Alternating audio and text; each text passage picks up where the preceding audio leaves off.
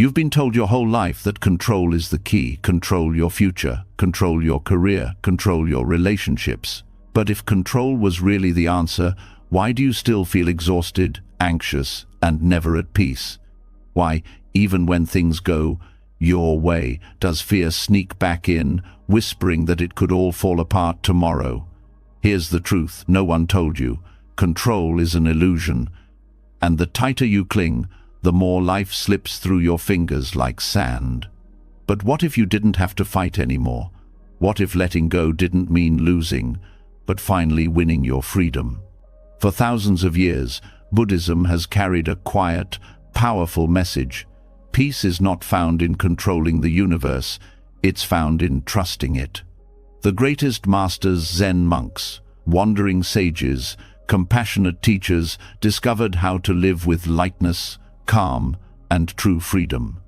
They learned to let go of fear, to stop wrestling with life, and to flow with it instead. And tonight, as you hear these lessons, something inside you will shift. The storm in your mind will begin to settle. The weight of what if will start to lift. You'll feel the freedom of not needing all the answers, of knowing that the universe itself is holding you. This isn't just philosophy, it's transformation. By the end, you'll feel less like you're pushing against life, and more like you're being carried by it, gently, effortlessly, like a river. Are you ready to release control? Are you ready to finally trust the universe? Let's begin. You've just opened the door to something very few people ever dare to face. The possibility that the peace you've been searching for is not in holding tighter, but in loosening your grip. There's a quiet strength hidden in surrender, a kind of wisdom that whispers to those who pay attention.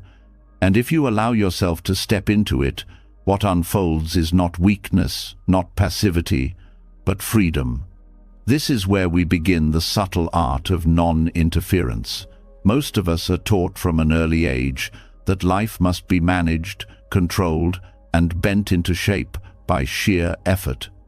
We measure success by how much we can dominate outcomes, how precisely we can force reality to obey our expectations. And yet, no matter how carefully we plan, the universe has its own rhythm. There's traffic when you least expect it, storms when you planned a sunny day, endings when you were sure something would last forever. Interference, our constant attempt to force life into our mold, becomes not only exhausting, but a barrier to seeing what is already unfolding. Non-interference does not mean indifference. It does not mean neglect. It means learning the delicate art of knowing when action is wise and when action is only an expression of fear.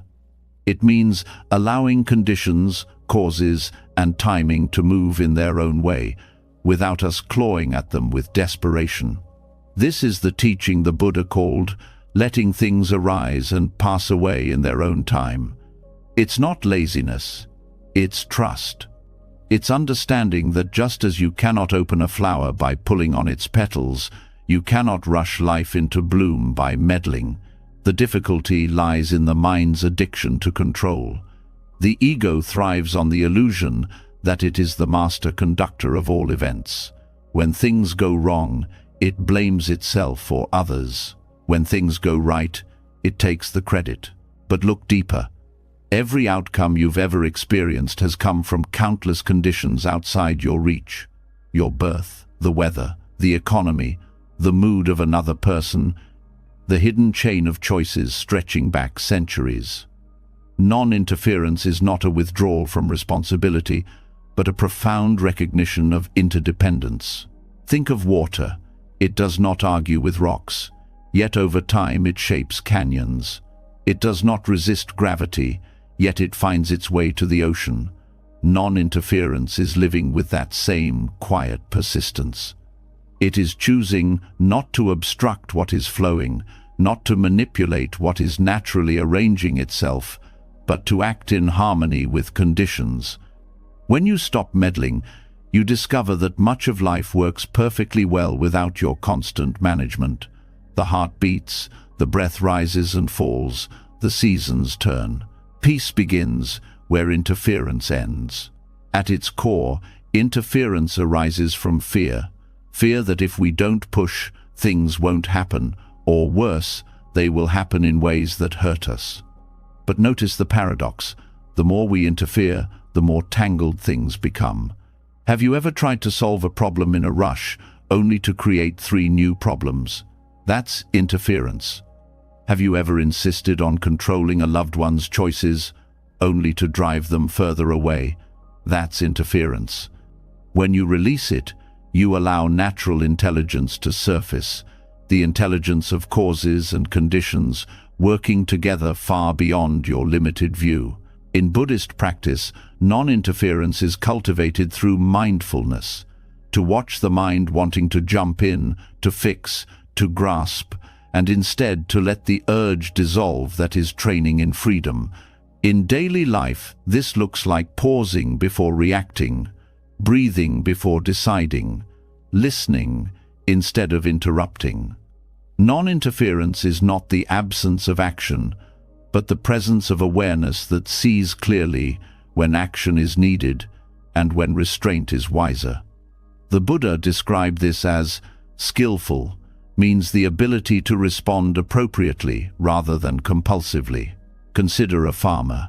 He tills the soil, plants the seed, waters the field. He does his part. But he cannot force the seed to sprout. He cannot drag the sun across the sky. If he meddles, digging up the soil every day to check on the seed, he destroys what he wanted to grow. His wisdom lies in non-interference, knowing when he has done enough, when nature must take its course. Life is no different. We can prepare, cultivate, and act with care, but there comes a point where we must step back. The harvest belongs to the unfolding of conditions, not to our restless hands. Non-interference also reveals itself in relationships. How often do we interfere in the lives of those we love, convinced we know what is best for them? Parents dictate their children's choices long after they've grown. Friends try to fix problems that were never theirs to fix. Lovers attempt to mold each other into images of perfection. Yet the more we interfere, the more we suffocate. To love deeply is to allow space. To support is to trust that others have their own path. Non-interference here means respecting freedom, believing that the wisdom of another person's journey will guide them better than our fears ever could. In meditation, this lesson becomes even clearer. The beginner tries to interfere with the mind, forcing it to be still, demanding it to be silent. But the more you struggle, the noisier it becomes.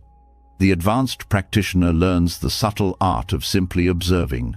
Thoughts arise, thoughts fade, sensations come and go. No interference is needed, because awareness itself is enough. In this way, meditation is a training ground for life, the practice of letting things be as they are, without grasping or pushing them away. There is a freedom that emerges only when you stop insisting that life obey your timetable. Imagine the relief of waking up without needing to control how the day unfolds.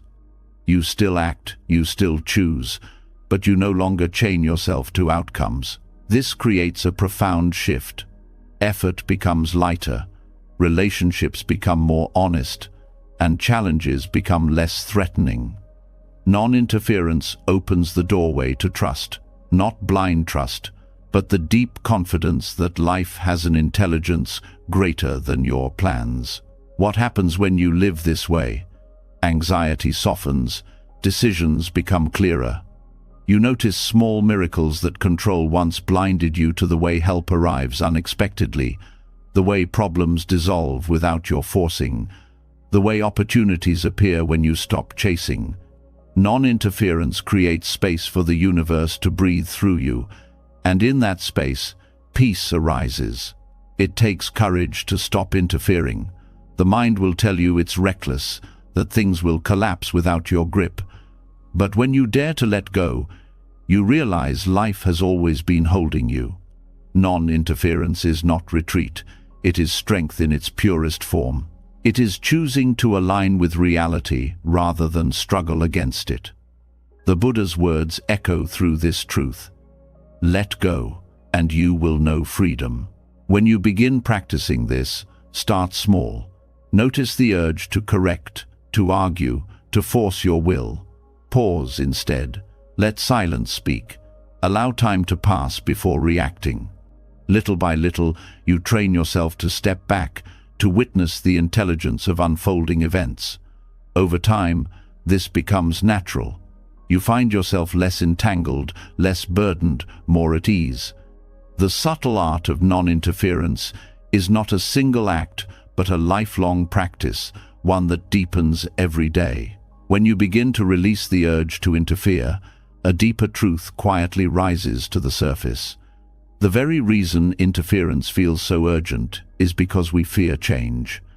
We try to control because we dread loss, because we resist the shifting ground beneath our feet. Yet in the heart of Buddhist teaching there is a radical message. Change is not your enemy. It is the very essence of freedom. To see impermanence not as a thief, but as a guide, is to transform your entire relationship with life. Impermanence is often misunderstood as something tragic, a reminder that all things will eventually slip away. But this is only half the truth. The other half is luminous. Because everything changes, nothing is fixed forever. Suffering passes, pain softens, failure opens into new beginnings. Without impermanence, growth would be impossible, healing would never come, joy would never arise after sorrow. To embrace impermanence is to recognize that every moment carries the seed of renewal. When you look at the seasons, you can see this clearly. The tree that loses its leaves in autumn does not despair. It does not cling to the old growth, trying to glue each leaf back in place.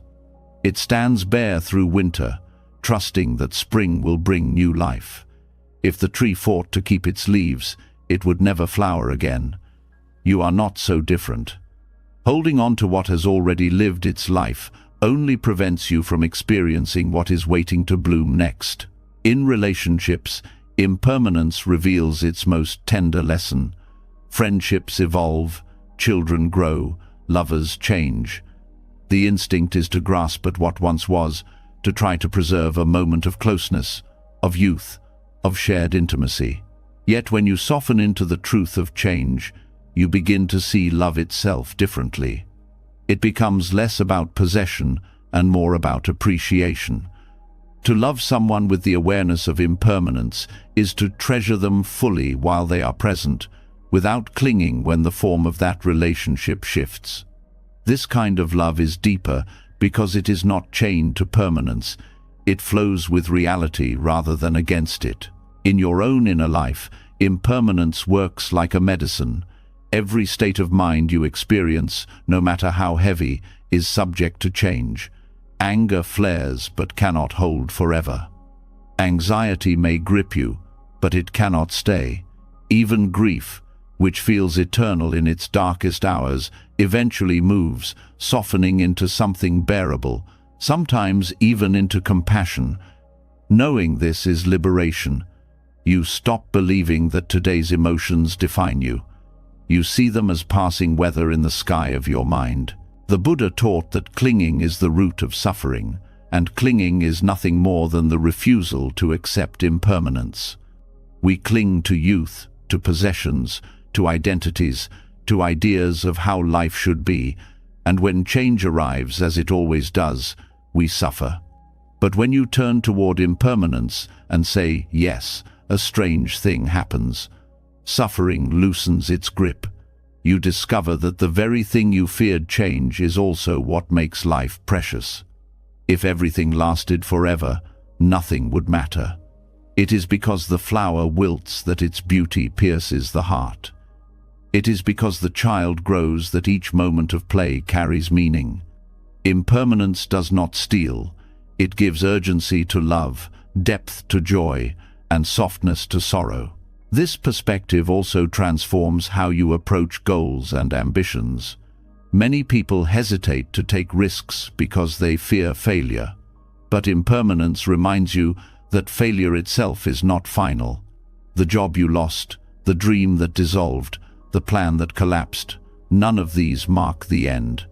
They are simply forms that arose and passed, clearing space for new possibilities.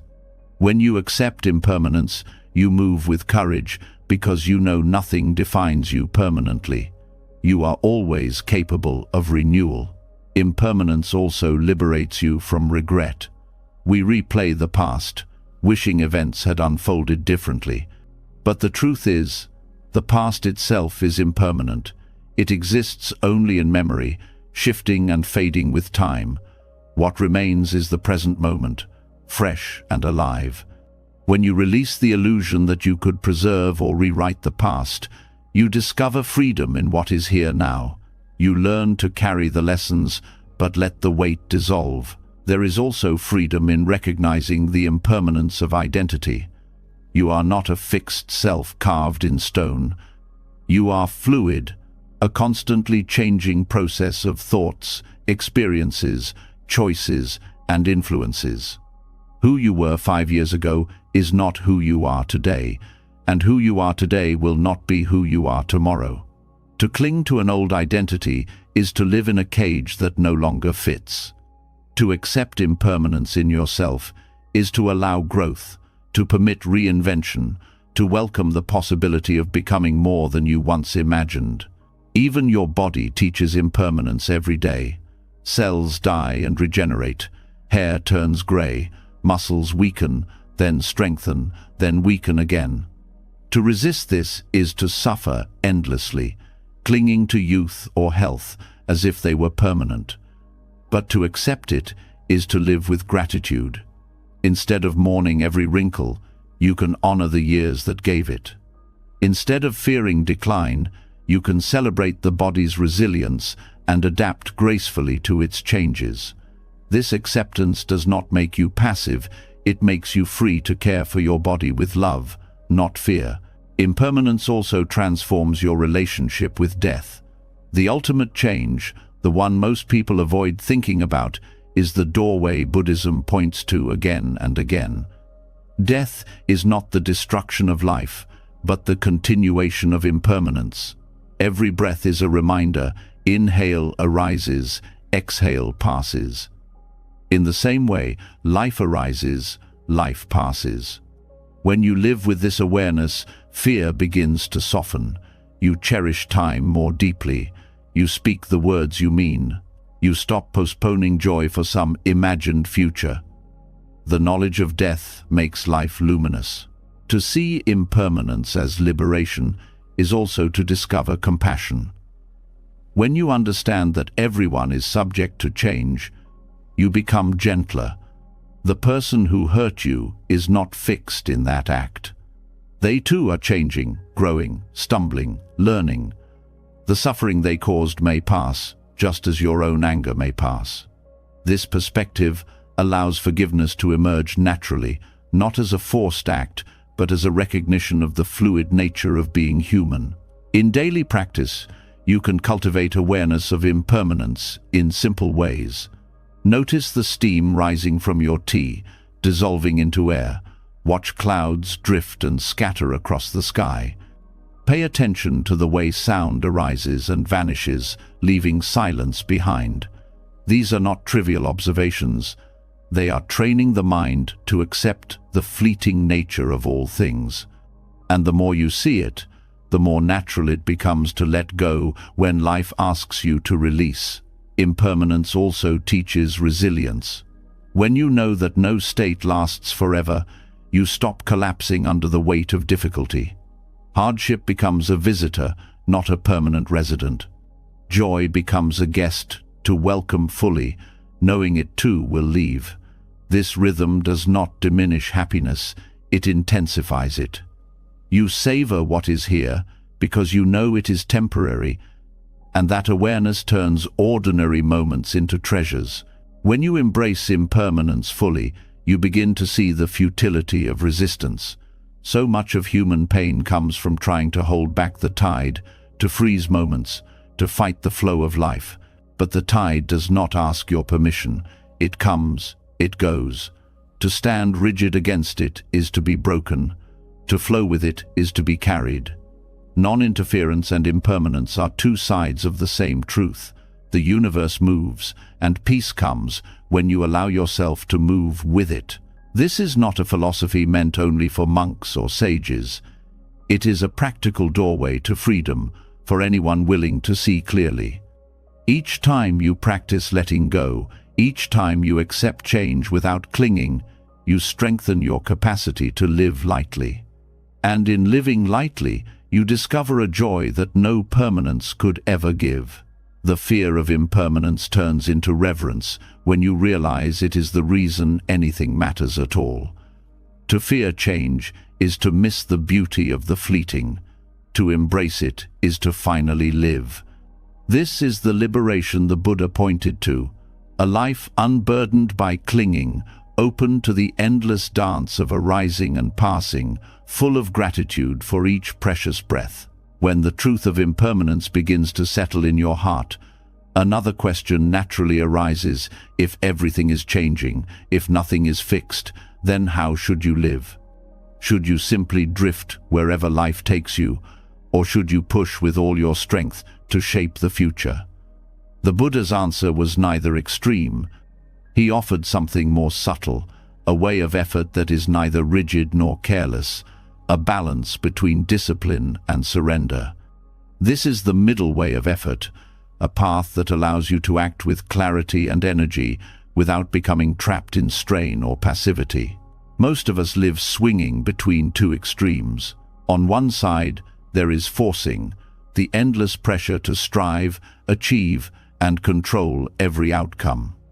On the other side, there is neglect, the temptation to give up, to abandon responsibility, to let laziness rule. Both lead to suffering.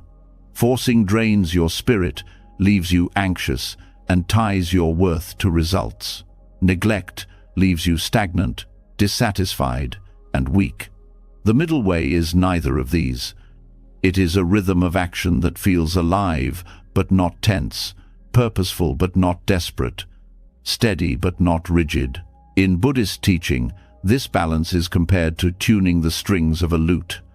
If the string is pulled too tight, it snaps. If it is left too loose, it makes no sound. Only when the tension is balanced does music arise. Your effort is the same. Too much strain breaks you, too little care dulls you. But the middle tension, the balanced effort, produces harmony in life. To live this way requires sensitivity, the ability to listen to yourself deeply, to know when to lean forward and when to step back. Effort in the Buddhist sense is not about raw intensity, but about skill. It is called right effort, the kind of energy that supports clarity and compassion rather than ego and greed.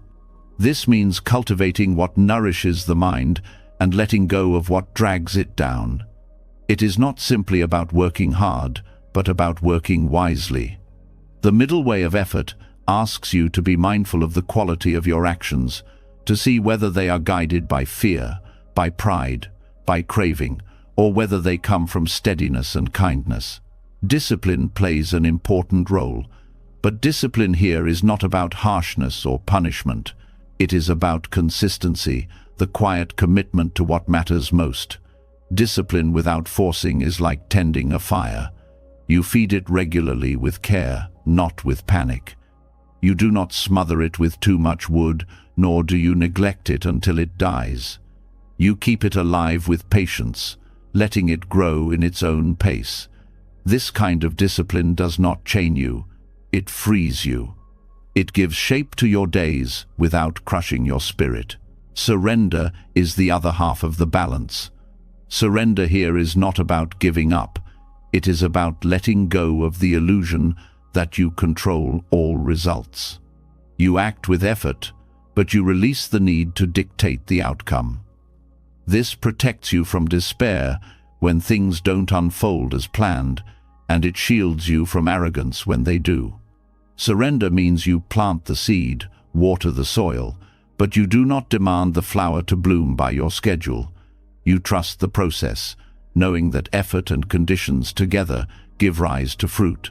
This balance shows itself clearly in meditation. A beginner often tries too hard, straining to focus, fighting against thoughts. The mind becomes tight, restless, and discouraged. Others fall into the opposite trap, drifting into daydreams, making no effort to stay present. Both extremes are unhelpful. The middle way in meditation is alert but relaxed, focused yet open. You sit upright with dignity, but you soften your grip. Attention is steady but gentle, like holding a bird in your hands, not so tight that you crush it, not so loose that it flies away. In daily life, this balance of effort prevents burnout. Many people throw themselves into work or personal goals with relentless intensity, only to collapse from exhaustion or emptiness. Others avoid effort, waiting for life to deliver meaning without contribution, and end up feeling directionless. The middle way allows you to engage fully while also resting fully. You give your best in each task, but when the task is complete, you release it. You learn the wisdom of cycles, work and rest, activity and stillness, effort and ease. This balanced effort also reshapes your relationship with ambition. You can still pursue goals, but you no longer chain your worth to them. You set intentions, you move toward them with steady steps, but you do not crush yourself with pressure or self-criticism along the way. Ambition becomes a path of growth rather than a prison of perfectionism. Success is not measured only by the outcome, but by the quality of the effort itself, whether it was honest, compassionate, and balanced. The middle way of effort also teaches patience. Forcing is rooted in impatience, the need for immediate results. Neglect is rooted in hopelessness, the belief that nothing is worth trying. Balanced effort trusts the long arc of change. It knows that progress often unfolds slowly, like water carving stone. It values steady practice over dramatic bursts. It sees each small step as meaningful, each day of honest effort as a victory, regardless of how visible the results may be. In relationships, balanced effort shows up as presence.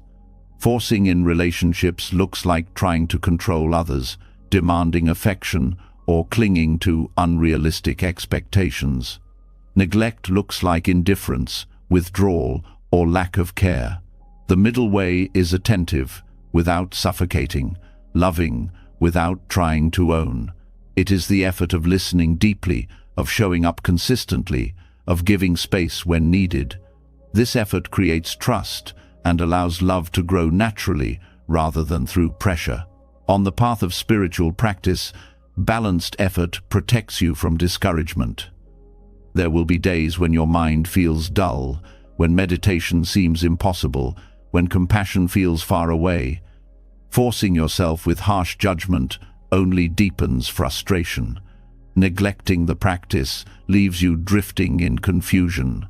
Balanced effort is the quiet voice that says, "Keep going," gently. It is the willingness to return again and again without anger at yourself, without resignation, but with steady faith that each return matters. This way of effort also reveals something profound about freedom. Many believe freedom means the absence of effort, but Buddhism teaches that true freedom is found in right effort. When your actions are aligned with wisdom and compassion, when they are free from forcing and neglect, effort itself becomes joyful. It no longer feels like struggle but like flow. Your energy becomes an expression of your deepest values, and each act strengthens rather than drains you. Balance also brings clarity in decision-making. Forcing decisions leads to haste and regret. Neglecting decisions leaves you stuck in avoidance. Balanced effort listens carefully, considers wisely, and then acts with confidence, accepting whatever comes. This way of deciding honors both reason and intuition, both responsibility and surrender. It allows you to live with fewer regrets because your choices are grounded in presence, not in panic or apathy.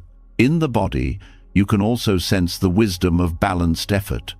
Overexertion leads to injury, exhaustion, or illness. Underuse leads to weakness and decay. The middle path in physical effort is steady care movement, nourishment, rest, all balanced. You train strength without punishing yourself. You honor limits without letting comfort become a cage.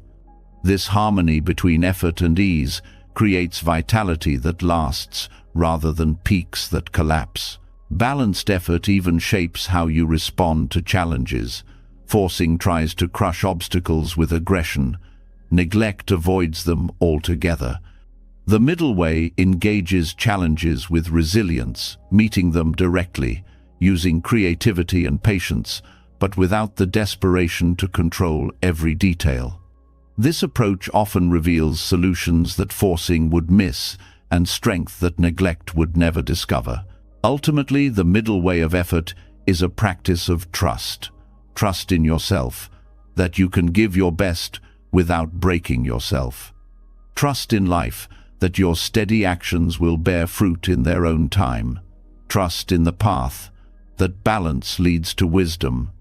This trust allows you to walk with dignity through change and uncertainty, knowing that each step matters, not because it guarantees a specific outcome, but because it aligns you with truth. To live in this way is to feel a new kind of strength, calm, steady, unshakable. You act with purpose, but without strain. You rest without guilt. You move forward without fear. Discipline and surrender no longer feel like opposites, but like partners in a dance, each completing the other. This is the art of effort that does not wound but heals, that does not enslave but liberates, that does not cling but flows. And from this balance, the journey into patience, karma, and the deeper unfolding of trust continues naturally. When balance in effort becomes part of you, another challenge quietly reveals itself. You may give your best with calm steadiness, but a voice in the mind still whispers, "When will the results appear? Why haven't things turned out yet?" This restless need for outcomes is one of the deepest knots we carry. The Buddha pointed to a truth that cuts through this struggle: plant the seed, but do not claim ownership of the harvest. Patience with karma is not passive waiting. It is a form of wisdom that frees you from chains of expectation and disappointment. Karma is not a cosmic punishment system, nor is it a guarantee of reward. It is the natural unfolding of causes and conditions, the law of seed and fruit. Every action you take plants something in the soil of existence. Sometimes the fruit comes quickly, sometimes it ripens after years, and sometimes it appears in ways you never expected. To demand that results show up on your timeline is like standing in a field shouting at sprouts to break through the earth. The seed does not obey impatience. It follows its nature, and your role is to nurture, not to control. This patience requires trust, and trust grows through understanding. Think of the smallest act of kindness, a smile to a stranger, a word of comfort, a moment of generosity. You may never know how far that ripple travels. Perhaps the stranger carries that warmth into their day, treating another with kindness, who then passes it forward again. The chain of effects spreads far beyond what your eyes can trace. To insist on measuring it, to demand immediate confirmation, is to miss the vastness of interconnection. Karmic patience allows you to act without needing proof, because you trust the invisible web of causes to carry your action forward. The absence of patience turns life into frustration. You donate but expect praise. You help but expect gratitude. You work but demand recognition. When these expectations are not met, bitterness arises, and the joy of the act is poisoned. Karmic patience teaches that the value lies in the act itself, not in the applause or reward. When you release ownership of the harvest, generosity becomes light, service becomes joyful, and work becomes fulfilling, regardless of outcome. The act itself completes itself in that moment, and this freedom is profound. There is also a lesson here about time. Karma does not follow your calendar. Conditions ripen when they are ready, not when you want them to. Sometimes you plant in spring and see fruit in summer. Sometimes the tree takes years before it offers shade. Your task is to tend the soil, water the roots, and protect the growth without demanding speed. In this way, patience is not idle. It is active care without obsession. It is the strength to keep planting even when the field looks bare, because you know life is always moving beneath the surface. Karmic patience also protects you from despair in hardship. When life feels heavy, the mind often cries, "Why me?" But when you see through the lens of karma, you understand that every moment is the flowering of many seeds, some you planted, some planted by others, some planted by countless causes, stretching beyond comprehension. This perspective does not blame, but it empowers. It shows you that each choice now is another seed, another direction for the future. Even in suffering, you are planting. Patience allows you to endure the winter, knowing that spring will come, that nothing stays frozen forever. One of the most liberating insights is that you are not the sole owner of results. When a good outcome arrives, it is never just your seed, it is the rain, the sunlight, the soil, the unseen hands that contributed. This recognition softens pride and deepens gratitude. When a difficult outcome arrives, it is also not solely your burden. It is the collision of countless conditions, many beyond your control. This recognition softens guilt and releases you from endless self-blame. Patience with karma allows you to hold both success and failure lightly, knowing neither is fully yours to possess. In relationships, karmic patience transforms how you give love and care. Without patience, love becomes transactional. If I give, I expect return. With patience, love becomes unconditional. You give attention, kindness, and support not to extract something, but because it is beautiful to give. Sometimes that love will blossom quickly, sometimes it may take years, and sometimes it may not return in the way you hoped. But patience frees you from resentment. It allows you to see the simple truth. Love given is never wasted, because it shapes you in the very act of giving. Patience also deepens humility. You may think you know the best outcome, but karma unfolds with complexity far beyond your mind's planning. Many times what you thought was a setback revealed itself later as the perfect condition for growth. The job you lost made space for a deeper calling. The relationship that ended created the freedom to know yourself. The delay that frustrated you saved you from a worse path. With patience, you stop rushing to label events as good or bad, success or failure. You learn to wait, to watch, to trust that the meaning of a seed is not always visible at the moment of planting. This kind of patience requires courage because it strips away the comfort of control. It asks you to give your best and then step back into uncertainty. But that very uncertainty is what gives life its richness. If you always knew when and how results would appear, life would lose its mystery. Karmic patience teaches you to embrace the unknown, to rest in the unfolding, to see beauty not only in the harvest, but in the waiting itself. There is also a deep connection between karmic patience and compassion for yourself. Many people plant seeds of effort and then punish themselves for not seeing results quickly. They turn practice into self-criticism, growth into judgment. But patience reminds you that growth has its own pace. Just as you would not scold a child for not becoming an adult overnight, you need not scold yourself for not reaching perfection instantly. Patience allows you to nurture yourself as you would a garden with care, persistence, and gentleness. Daily practice of karmic patience can be as simple as noticing where you cling to results. When you do a good deed, observe the mind asking for acknowledgement. When you put effort into a task, Observe the impatience rising. Instead of feeding it, smile at it. Remind yourself, the seed is planted. My work is complete in this moment. The rest belongs to life. Over time, this shift becomes natural, and your actions grow lighter, free from the burden of demand. Even the smallest habits change under this perspective. A single breath taken with awareness is a seed. A moment of restraint instead of anger is a seed. A kind thought toward yourself is a seed. You may not see their fruit today, but trust that they accumulate, shaping your future like unseen roots, strengthening a tree. Karmic patience is faith in the invisible, the willingness to keep planting goodness without rushing to harvest. This way of living changes how you see others as well. You no longer rush to judge someone's present state because you know they too are in the middle of a field of growth. Someone lost in anger may be planting seeds of future wisdom without even knowing it.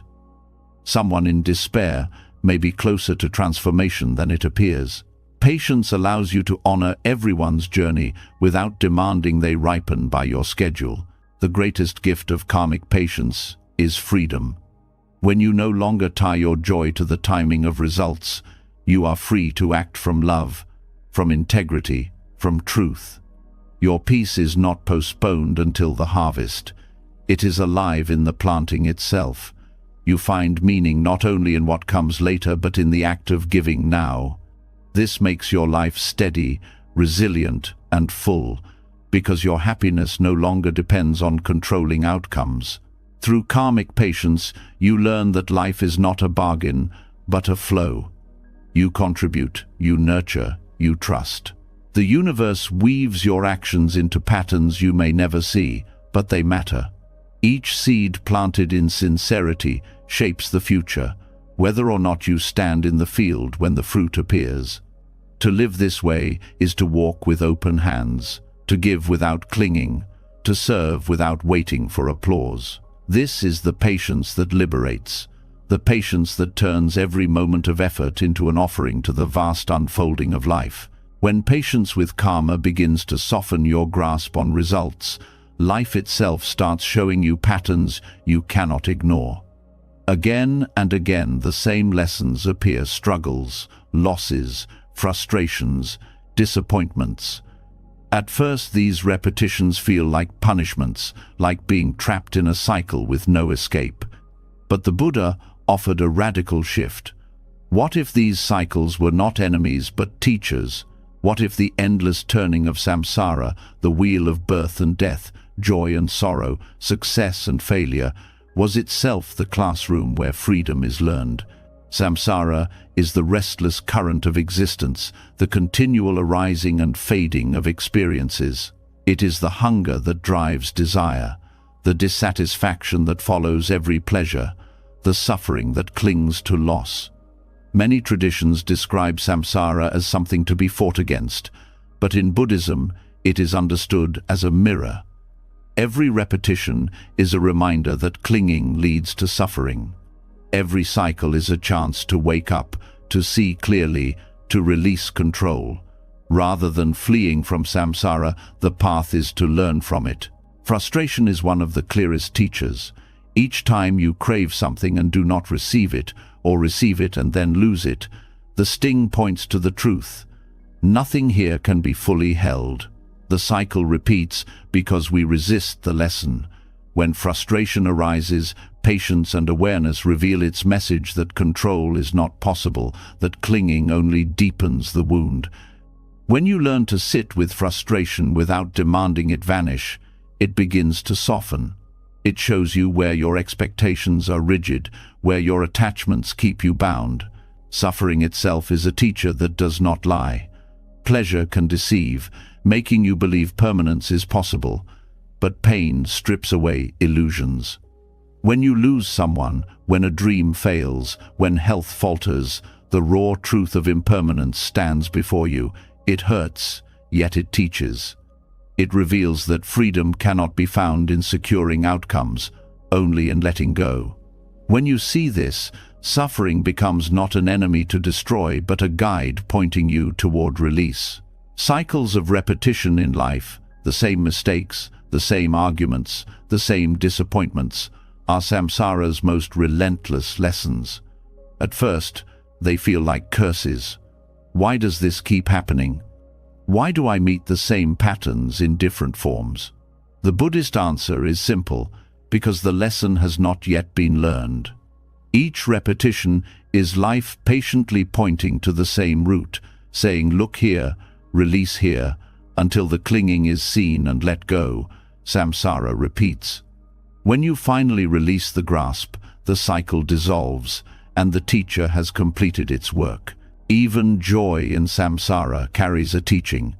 The sweetness of a happy moment, the rush of success, the comfort of love, these too are impermanent. They rise, they pass.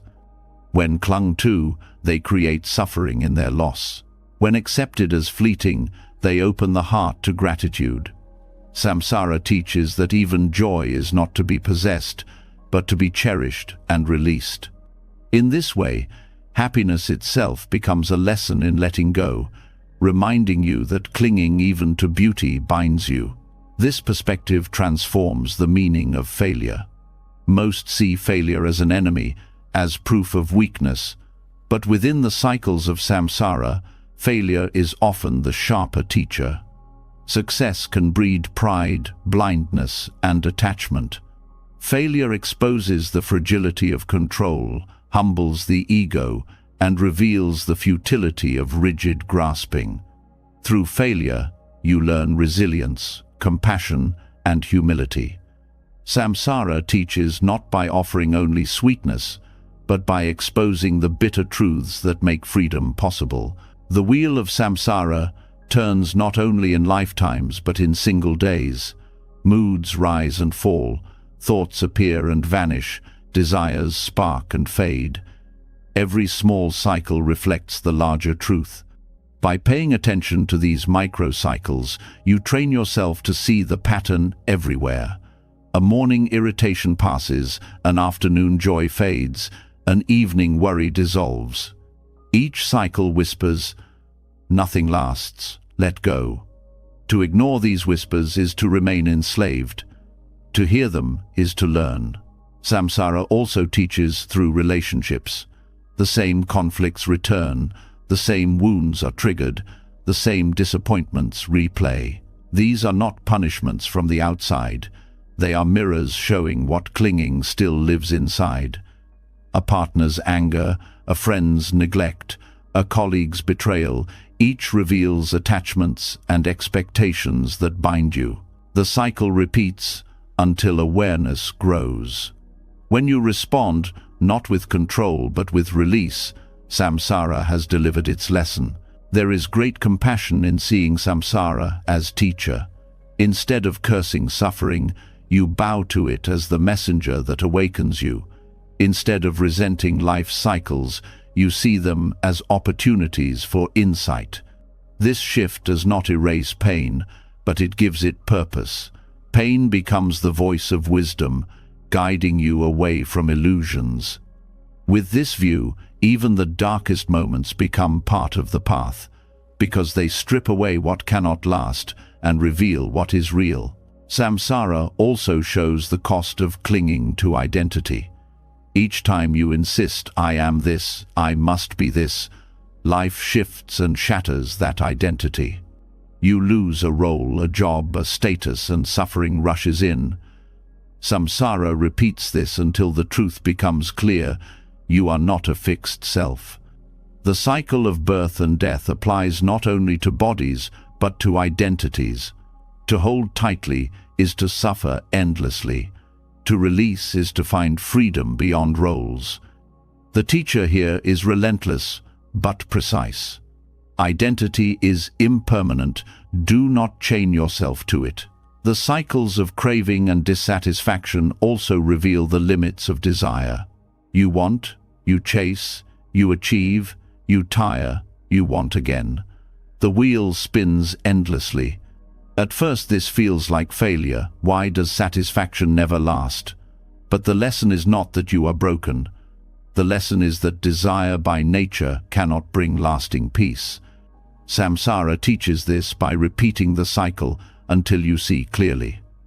The end of craving is not in achieving everything, but in recognizing that the cycle itself cannot satisfy. Patience with samsara as teacher allows you to live with more compassion for others. When you see someone caught in the same cycle again and again, you no longer only judge. You recognize the wheel they are on, the lesson still unfolding. Instead of anger, you feel empathy. You know that wisdom ripens at its own pace, that cycles cannot be rushed. This recognition deepens compassion because you see that everyone, like you, is a student of samsara, stumbling toward release. Even death, the greatest turn of the wheel, carries teaching. To see death not as enemy but as teacher is to see it as the final reminder that control is impossible, that clinging is futile. Death teaches urgency, not to delay love, not to postpone awakening, not to waste this breath. It teaches humility, not to believe you own life, not to act as though permanence were yours. To live with awareness of death is to let samsara itself push you toward freedom. Samsara as teacher is not cruel. It is simply honest. It reflects the consequences of clinging again and again until the truth cannot be denied. When you resist, the wheel feels merciless. When you listen, the wheel becomes guidance. The repetition of suffering is not punishment, it is instruction. The question is not whether samsara will turn, but whether you will learn. When you shift to this view, frustration loses some of its sting. You begin to thank life for showing you what still binds you. Each repetition becomes an invitation. Will you cling again, or will you release? Each cycle becomes a chance to step closer to freedom. Samsara does not need to be feared or hated. It needs to be understood, because within its endless turning lies the key to stepping beyond it. And so the very wheel that once imprisoned you becomes the wheel that teaches you. Every rise and fall, every joy and sorrow, every gain and loss, all of it pointing in one direction: let go. This is how samsara, once seen as an enemy, reveals itself as the greatest teacher, one that never gives up until the lesson is complete. When you begin to see samsara not as punishment but as a teacher, another door quietly opens. The cycles of gain and loss, joy and pain, rise and fall, they all point beyond themselves toward something deeper. The lesson they keep repeating is that clinging to certainty is the root of unrest. Beneath all our striving, all our questions, all our control, there is a hunger to know, to secure, to fix reality into something solid. But Buddhism whispers a different truth. The deepest confidence is not in what you can hold, but in what you cannot grasp. This is the Zen of emptiness, the quiet strength of trusting what cannot be pinned down. Emptiness is one of the most misunderstood teachings. To many, it sounds bleak, like a void where nothing matters. But emptiness in Buddhism is not nothingness. It is the recognition that nothing exists in isolation, nothing stands alone, nothing has a fixed essence. Everything arises through causes and conditions, endlessly shifting, endlessly interwoven. To see this is to realize that the solidity we cling to was never there. And while this might seem frightening at first, it is actually the greatest relief, because if nothing is fixed, everything is possible. The human mind craves certainty. We want guarantees of success, assurances of love, promises of safety. Yet life refuses to give them. Every attempt to force certainty collapses into frustration. The Zen of emptiness invites you to step into the space of not knowing, to rest in the openness where certainty was never needed. This is not passive resignation, it is trust in the living mystery of existence. It is learning to find confidence not in rigid answers, but in the very groundlessness of life. When you trust emptiness, you begin to see that the need for certainty was a cage. The demand for fixed answers keeps you trapped in anxiety because no answer ever lasts. You solve one problem, another arises. You settle one doubt, another appears. The mind never rests because it is looking for permanence in a world that is fluid. Emptiness teaches you to release the demand for final answers and instead live fully in the unfolding moment. In this way, peace does not come from knowing, but from letting go of the need to know. This is why Zen masters often taught through paradox. When asked for certainty, they offered riddles instead. When students sought solid ground, they were given koans that broke the logic of the mind. The point was never to confuse, but to free.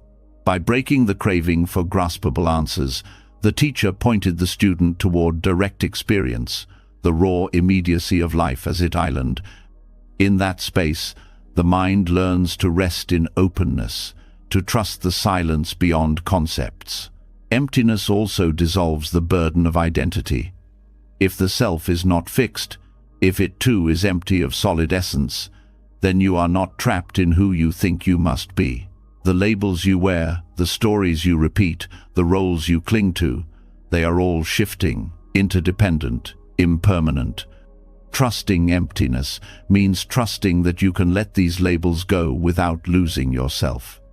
In fact, by letting them go, you discover a freedom greater than any identity could offer. You are not a single story, you are a living process, open to transformation. This teaching is not abstract, it touches every aspect of life. Consider relationships. Much of the suffering in love comes from demanding certainty, wanting guarantees of permanence, needing promises of unchanging affection. But when you trust emptiness, love becomes freer. You no longer grasp to lock it in place, you meet it as it arises. Each moment of connection is treasured for what it is, not clung to as something that must last forever. This makes love more alive, not less. It is no longer about ownership, but about presence. Work and ambition, too, are softened by this view. The demand for certainty in outcomes often leads to burnout and despair. When you rest in emptiness, you act with dedication, but without the desperate need for guarantees. You put forth effort, but you trust the openness of conditions. Success or failure no longer define you because both are empty of fixed meaning. They arise, they pass, they teach, and they dissolve. Confidence grows not from controlling outcomes, but from knowing you can meet whatever arises with openness. Even fear itself begins to change under the lens of emptiness. Fear thrives on the unknown, but when you learn to rest in not knowing, fear loses its grip. You no longer fight uncertainty, you lean into it. The unknown becomes a place of possibility rather than threat. Each moment unfolds fresh, unbound by past definitions. In this way, emptiness turns the space of anxiety into the space of freedom. Meditation practice becomes the direct training ground for this trust. When thoughts arise, you see they are empty, they appear, they fade, they cannot be grasped. When sensations shift, you see they too are empty of permanence. Even the sense of I is seen as a collection of changing processes. Each time you notice this, you rest a little more deeply in the openness beneath it all. Over time, the habit of clinging weakens, and trust in emptiness grows natural. This trust also transforms how you meet suffering. Pain still arises, but you no longer chain it to a fixed identity. Instead of saying, "I am suffering," you see suffering as a passing process, empty of permanence. This space allows compassion to grow. You suffer less because you no longer build a self around the pain. You meet it, you learn from it, and you let it move. Emptiness turns even suffering into an expression of freedom. The Zen of emptiness is also the Zen of presence. When you stop demanding certainty, you return to what is here, breathing, hearing, seeing, touching life in its raw immediacy. You begin to notice that this moment is always enough. Certainty about tomorrow is no longer needed when the richness of now is fully alive. This is why Zen emphasizes simplicity: sitting, walking, eating, breathing. Each act is complete in itself when met with openness. The courage to trust emptiness also reshapes your view of death. If the self is not a fixed essence, then death is not the annihilation of something solid, but the continuation of change. The body returns to earth, the breath dissolves into air, the mind's processes end their cycle. Death is the ultimate expression of emptiness, the release of all clinging. To trust this is to live without fear, to see death not as a void, but as part of the endless openness of existence. Living with trust in emptiness does not mean abandoning responsibility. It means acting from clarity rather than clinging. You still care, you still engage, but your care is lighter, your engagement freer. You give fully without demanding permanence. You love deeply without needing guarantees. You work with dedication without tying your worth to outcomes. This way of living is not careless, it is fearless. The Zen of emptiness invites you into a confidence that cannot be broken, because it does not depend on what can be held. It is the confidence of standing in openness, of meeting life without needing to trap it in concepts. This confidence is not loud or boastful. It is quiet, steady, unshakable. It grows not from having answers, but from being free from the demand for answers. When emptiness is trusted, life itself becomes lighter. The weight of needing everything to make sense dissolves. The pressure of demanding guarantees fades. You learn to walk without burden, to breathe without fear, to live without clinging. The space of not knowing, once feared, becomes the ground of freedom. And from that ground, compassion, wisdom, and joy naturally arise. When the insight of emptiness settles into the heart, a natural question arises. If nothing exists on its own, if everything is open and ungraspable, then how does life keep unfolding? Why do events arise the way they do? The Buddha gave a profound answer: nothing happens by chance, and nothing happens by one person's control. Everything arises through dependent origination, a vast web of causes and conditions so intricate that no single mind could ever hold it. To see this truth is to be released from the exhausting illusion that you are the master of all outcomes. Dependent origination is not an abstract concept. It is the very texture of your daily life. Every word you speak is shaped by your upbringing, by the language taught to you, by the people you have met, by the moods you carry in that moment. Even a simple gesture like drinking water depends on countless conditions: the rain that filled the river, the workers who built the pipes, the energy that pumps it to your home, the evolution of life that gave you a body needing hydration. When you pause to see this, the ordinary becomes extraordinary. Every act is the flowering of countless invisible roots. The illusion of control grows because the mind narrows its vision. It sees only the small space of personal effort and forgets the wider web. You believe you control success because you worked hard, forgetting the teachers who guided you, the family that supported you, the society that built the systems you live in, the strangers whose unseen labor allowed you the time and resources to pursue your path. Likewise, when failure arrives, you may blame yourself completely, ignoring the countless conditions beyond your reach. Dependent origination shows the arrogance of both pride and self-blame. Neither success nor failure belongs fully to you.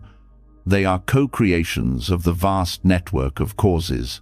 This understanding brings deep humility. You are part of the web, not its master. Your choices matter, your actions have weight, but they are threads woven into a fabric much larger than you. Humility here is not weakness, but clarity. It frees you from carrying the impossible burden of total control. You learn to act with integrity, knowing that the outcome is shared with the universe. This allows you to give your best without the crushing pressure to guarantee results.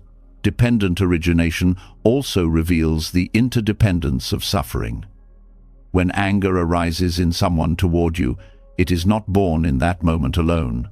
It carries roots from their childhood, from their stresses, from the culture that shaped them, from the endless chain of conditions feeding their state of mind. Seeing this, you can respond with compassion instead of only personal hurt.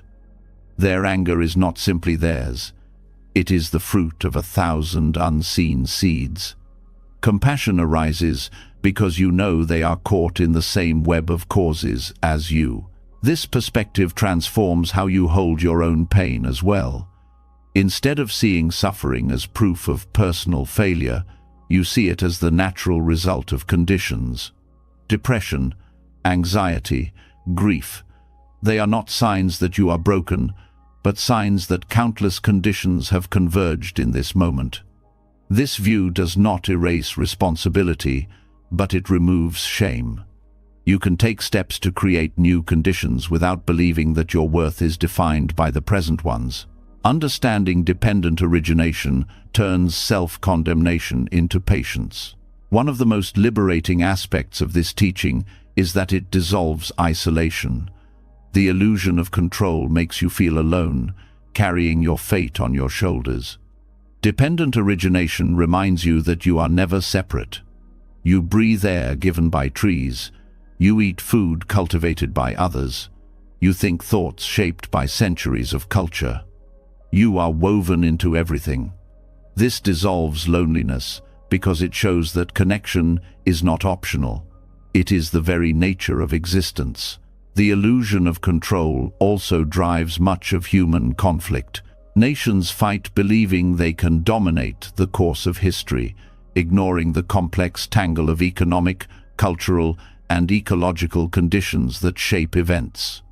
Individuals argue, each convinced they alone direct the truth, forgetting that even their opinions are the result of influences beyond their choosing. When dependent origination is understood, arrogance softens. You no longer cling to the belief that your view is absolute.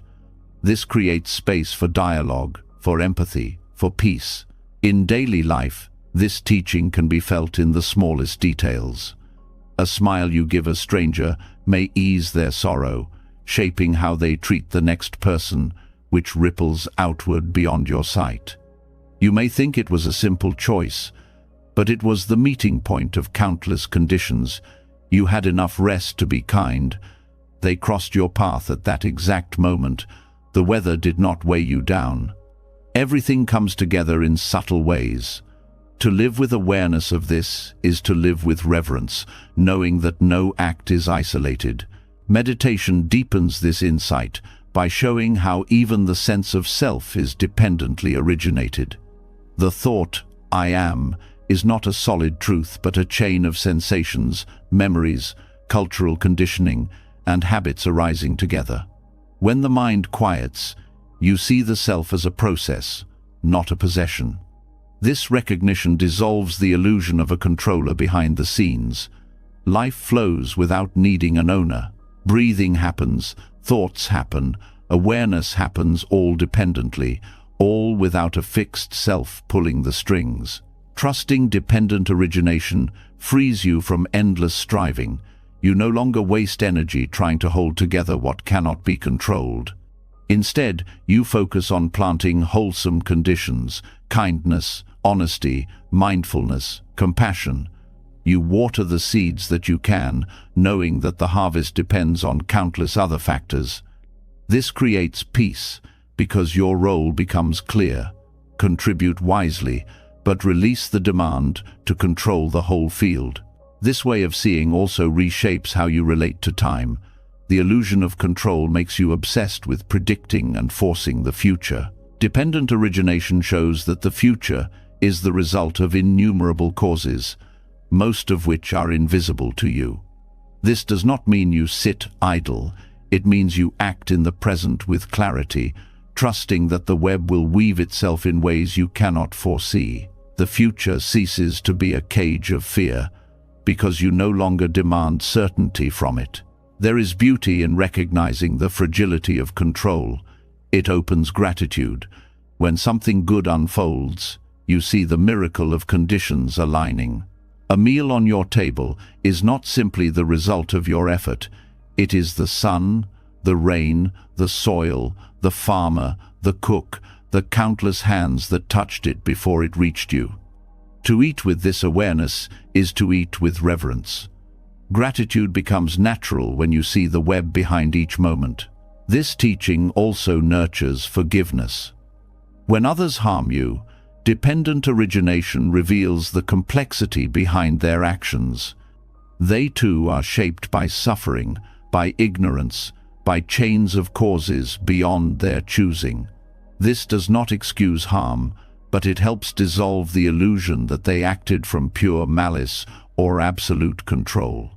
Forgiveness becomes possible because you see them not as monsters, but as beings caught in conditions, just as you are. Dependent origination is a call to humility, compassion, and trust. Humility, because you recognize that you do not control the universe. Compassion, because you see that everyone is entangled in conditions beyond their will. Trust, because you learn to act wisely and let go of the rest. This triad replaces the burden of control with the lightness of participation. You are not the owner of reality, but you are a contributor to its unfolding. When this insight deepens, the illusion of control becomes almost laughable. You see how often the mind insists, "I did this, I made this happen," while ignoring the infinite conditions that made it possible. You see how often you blame yourself for things you could never have controlled. The grip loosens, and with it, suffering loosens. What remains is a simple clarity. Life is a web, you are a thread, and your freedom is not in controlling the web, but in weaving your part with wisdom and love. In this way, dependent origination dissolves the myth of isolation and control, opening the way to a deeper trust in life. Every event, every thought, every breath is part of an immeasurable tapestry. To live in awareness of this is to live in harmony with reality, no longer enslaved by the exhausting demand to control what was never yours to command. When the truth of dependent origination becomes clear, another illusion begins to lose its grip. If everything arises from countless causes and nothing stands alone, then the self you cling to as solid and unchanging cannot be what it seems. The identity you defend, the roles you claim, the story you repeat about who you are, all of these are shifting, fragile, and dependent too. Yet most suffering comes from trying to freeze this ever-changing process into a fixed self. To let go of this rigid identity is not to lose yourself, but to discover a freedom that carries you with the flow of life instead of against it. The belief in a fixed self is deeply ingrained. From childhood you are taught to define yourself, your name, your achievements, your personality, your opinions.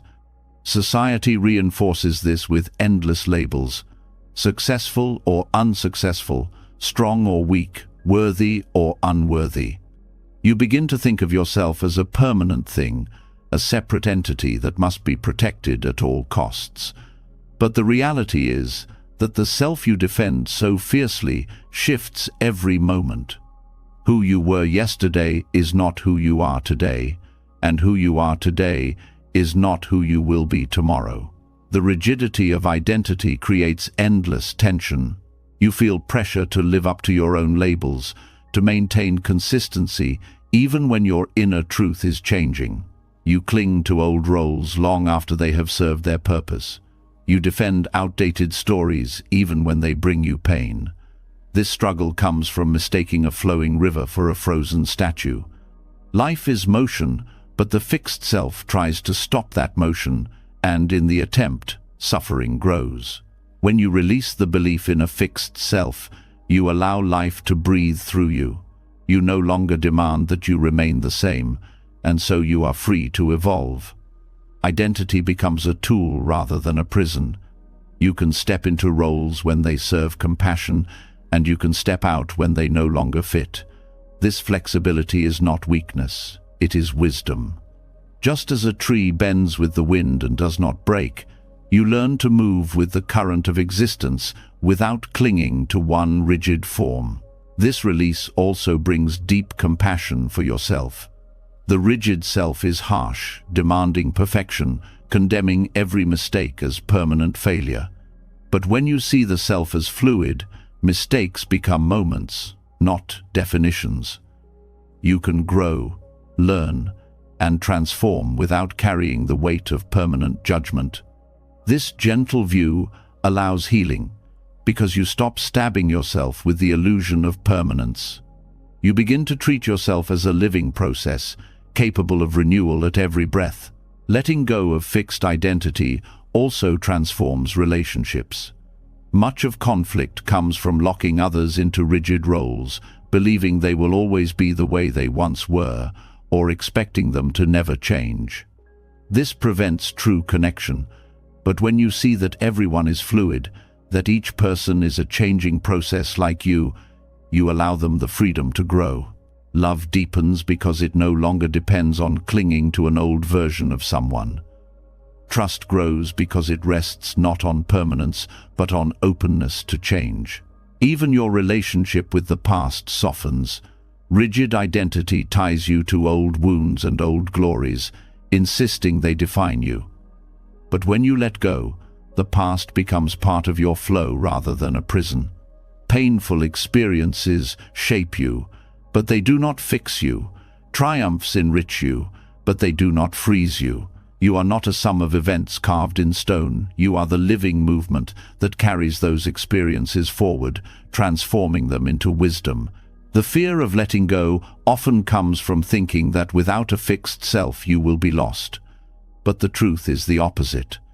The more you release, the more you discover a deeper ground of being that is not bound by labels or roles. This ground is awareness itself, the open space in which all experiences rise and pass. Awareness does not need to cling to any particular identity to exist. It flows with whatever arises, steady and unshaken. To rest in this awareness is to trust the flow of life at its core. In practical life, letting go of fixed self allows resilience.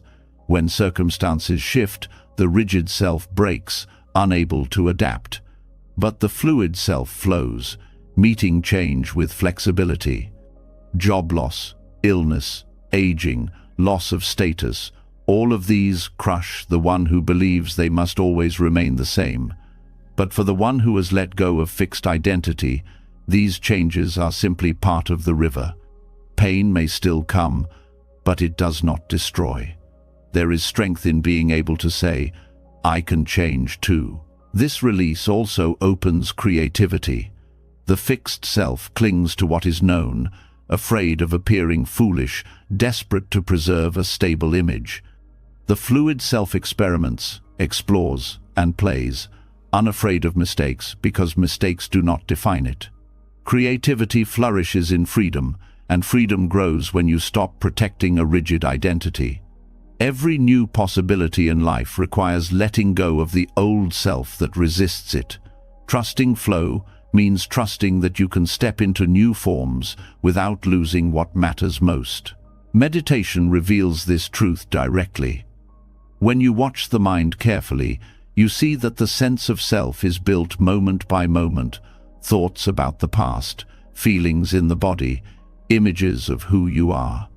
None of these last, yet together they create the illusion of a solid me. In the stillness of meditation, you see that this me is not fixed at all. It is a story arising and dissolving. Each time you notice this, the grip loosens, and trust in the flow of awareness deepens. Letting go of fixed self also changes how you hold death. If you believe the self is a solid thing, death feels like a terrifying annihilation.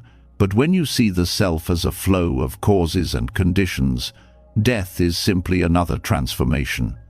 Just as each day you shed identities and take on new ones, death is the shedding of one form so that the flow of life continues in other ways. Fear softens when you realize you were never a fixed entity to begin with. The release of rigid identity is not an abandonment of responsibility. It is a wiser way of living. You still act, you still care, you still cultivate values, but you hold them lightly, knowing they too may evolve. Integrity grows not from clinging to a permanent self-image, but from responding truthfully to each moment. You live authentically, not by defending who you think you are, but by allowing who you are to unfold naturally. This unfolding also nurtures deeper trust in the universe. When you stop fighting to maintain a fixed self, you allow life to carry you. The river moves, and you move with it, not as a rigid rock but as part of the current. Trusting flow means resting in the knowledge that change will always carry you somewhere new, and that awareness will always be present to meet it. This trust brings peace, because you no longer live in fear of losing yourself. You were never fixed to begin with. To live this way is to live lightly. Labels lose their weight, failures lose their sting, and successes lose their chains. You become more playful, more compassionate, more present, because you are no longer burdened with defending an identity. Each day becomes an opportunity to meet life freshly, without the prison of who you think you must be. This freedom is not abstract. It touches every breath, every relationship, every step. Letting go of fixed self does not erase you, it reveals you. It uncovers the spaciousness beneath the story, the openness that has always been here. To trust this flow is to find confidence not in permanence, but in movement, not in control, but in release. And in this release, life carries you more gently, guiding you not through force, but through the quiet wisdom of change. When the grip of a fixed self loosens and you begin to flow with change, the question of achievement naturally comes forward. For so long, achievement was tied to identity, proving worth, securing status, building permanence. But once you see that the self is fluid, the old drive to prove yourself through endless striving begins to feel hollow. A new way of living becomes possible, one where achievement is no longer chased like a prize, but arises naturally from presence. This is the paradox of non-striving. The less you cling to achievement, the more deeply your life becomes fulfilled. Striving is fueled by the belief that happiness lives somewhere ahead, at the end of a completed task, a reached milestone, or a won prize. You run toward it with urgency, sacrificing the present moment in the hope that one day you will finally arrive. Yet the pattern always repeats. When the goal is reached, satisfaction fades, and a new chase begins. This cycle of striving is exhausting because it places your peace outside of yourself, forever in the distance. Non-striving cuts through this cycle by teaching you to let go of the idea that fulfillment must be earned through endless struggle. Non-striving does not mean idleness or apathy. It is not sitting back and refusing to engage with life. It means working, creating, and contributing without the constant pressure of proving or securing your worth. When effort is freed from the burden of grasping, it becomes lighter, more joyful, and paradoxically more effective. Actions flow from clarity and presence rather than desperation. In this way, true achievement arises not because you force it, but because you are fully aligned with what you do. Think of the difference between someone playing music out of love and someone playing only to win applause.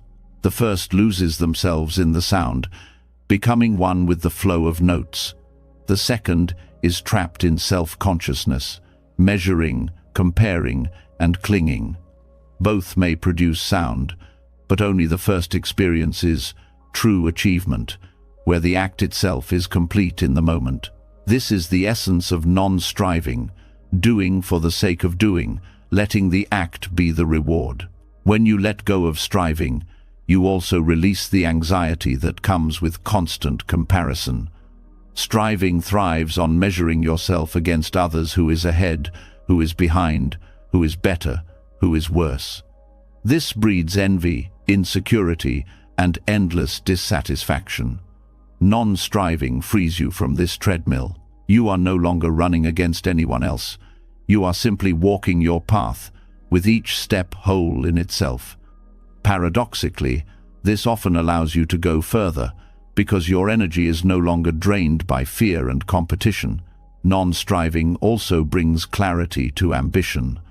Goals can still exist, but they no longer carry the weight of your self-worth. You can pursue them with energy, but you do not collapse if they are not reached. The process becomes as meaningful as the result, and so every moment is infused with value. This transforms ambition from a desperate chase into a path of learning and growth. Success becomes a byproduct of engagement, not the sole measure of your life. There is great freedom in learning to act without demanding outcomes.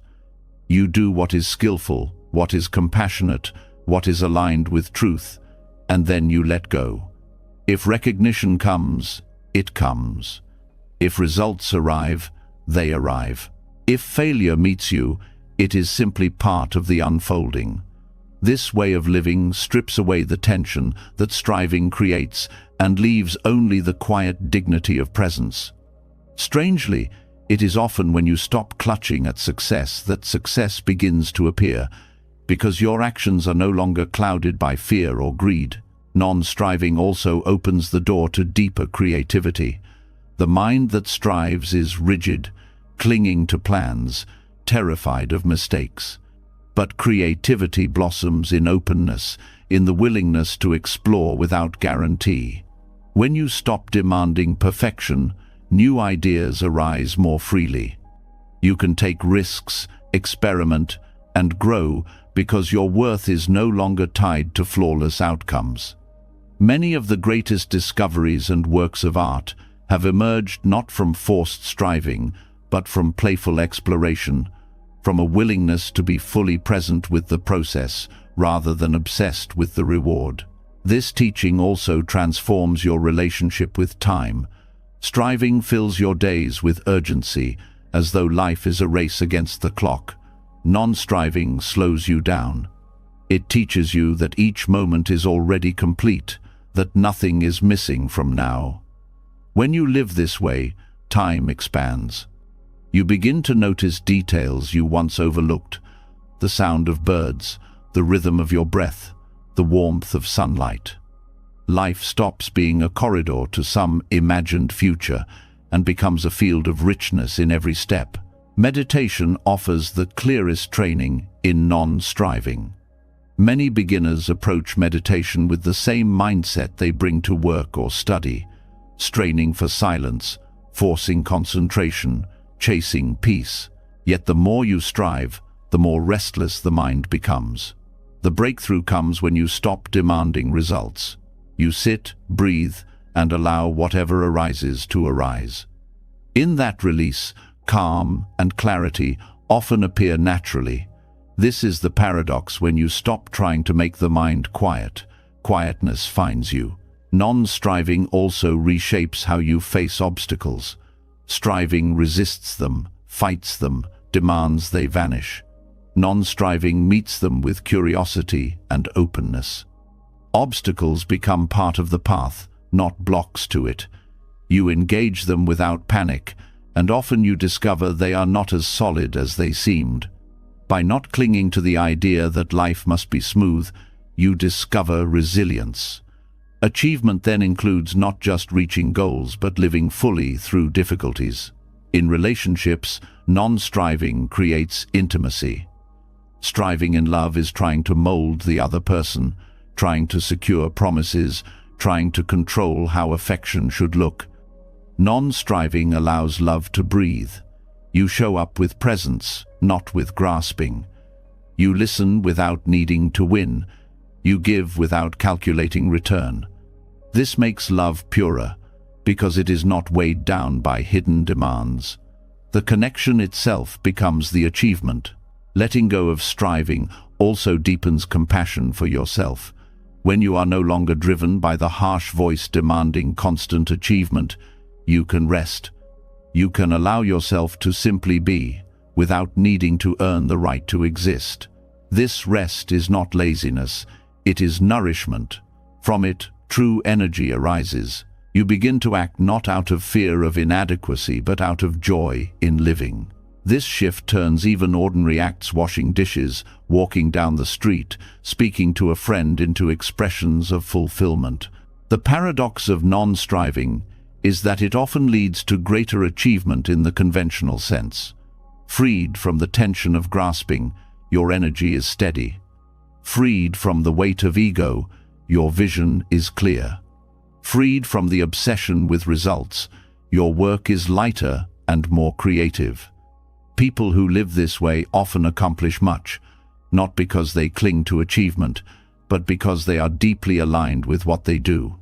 Yet even if the outer results are modest, the inner achievement is profound, the achievement of peace, authenticity, and joy. To live this teaching is to trust that you are already enough.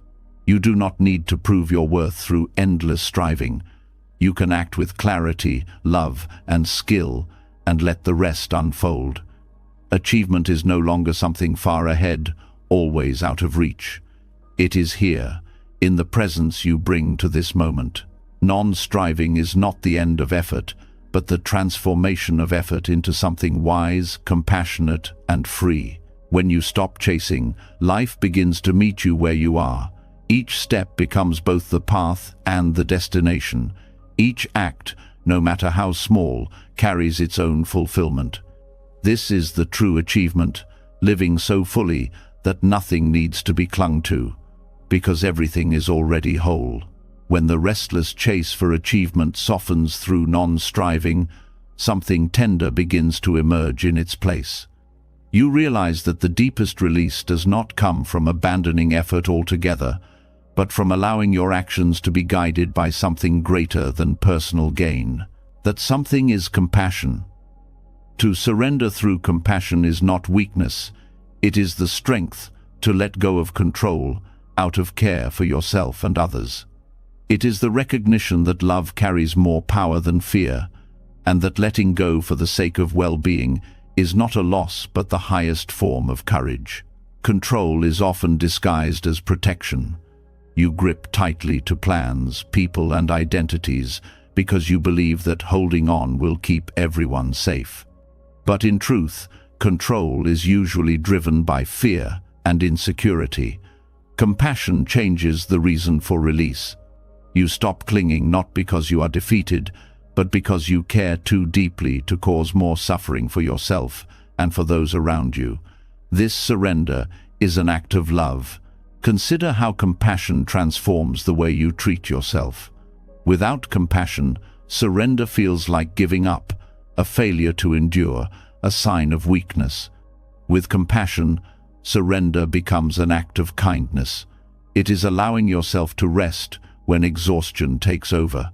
It is forgiving yourself when mistakes weigh heavily. It is letting go of impossible standards that keep you in chains. To live with compassion for yourself is to realize that control is not always noble. Sometimes the most noble act is to step back and soften. Compassion also shifts the way you hold others. When you try to control people, even with good intentions, you limit their freedom. You demand they live according to your expectations, and in doing so, you take away their chance to learn, stumble, and grow. Surrender through compassion means giving others the space to be themselves, even if it means they choose paths different from what you wanted. This release is not neglect. It is trust in their own unfolding. It is saying, I care enough for you to let you walk your way. This approach dissolves much of the conflict that dominates relationships. Arguments often arise from the need to control, insisting that others think, act, or feel as you do. Compassionate surrender loosens this grip. You learn to listen without forcing agreement, to support without demanding compliance. Peace arises not from winning battles of control, but from letting go of the need to win at all. In this way, compassion creates harmony, where control only creates resistance. On a broader scale, surrender through compassion is how you respond to the suffering of the world.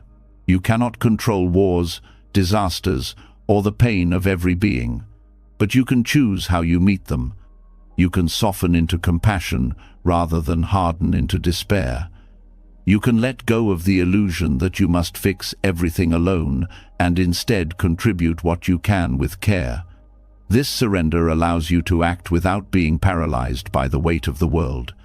You do what is possible and release what is not.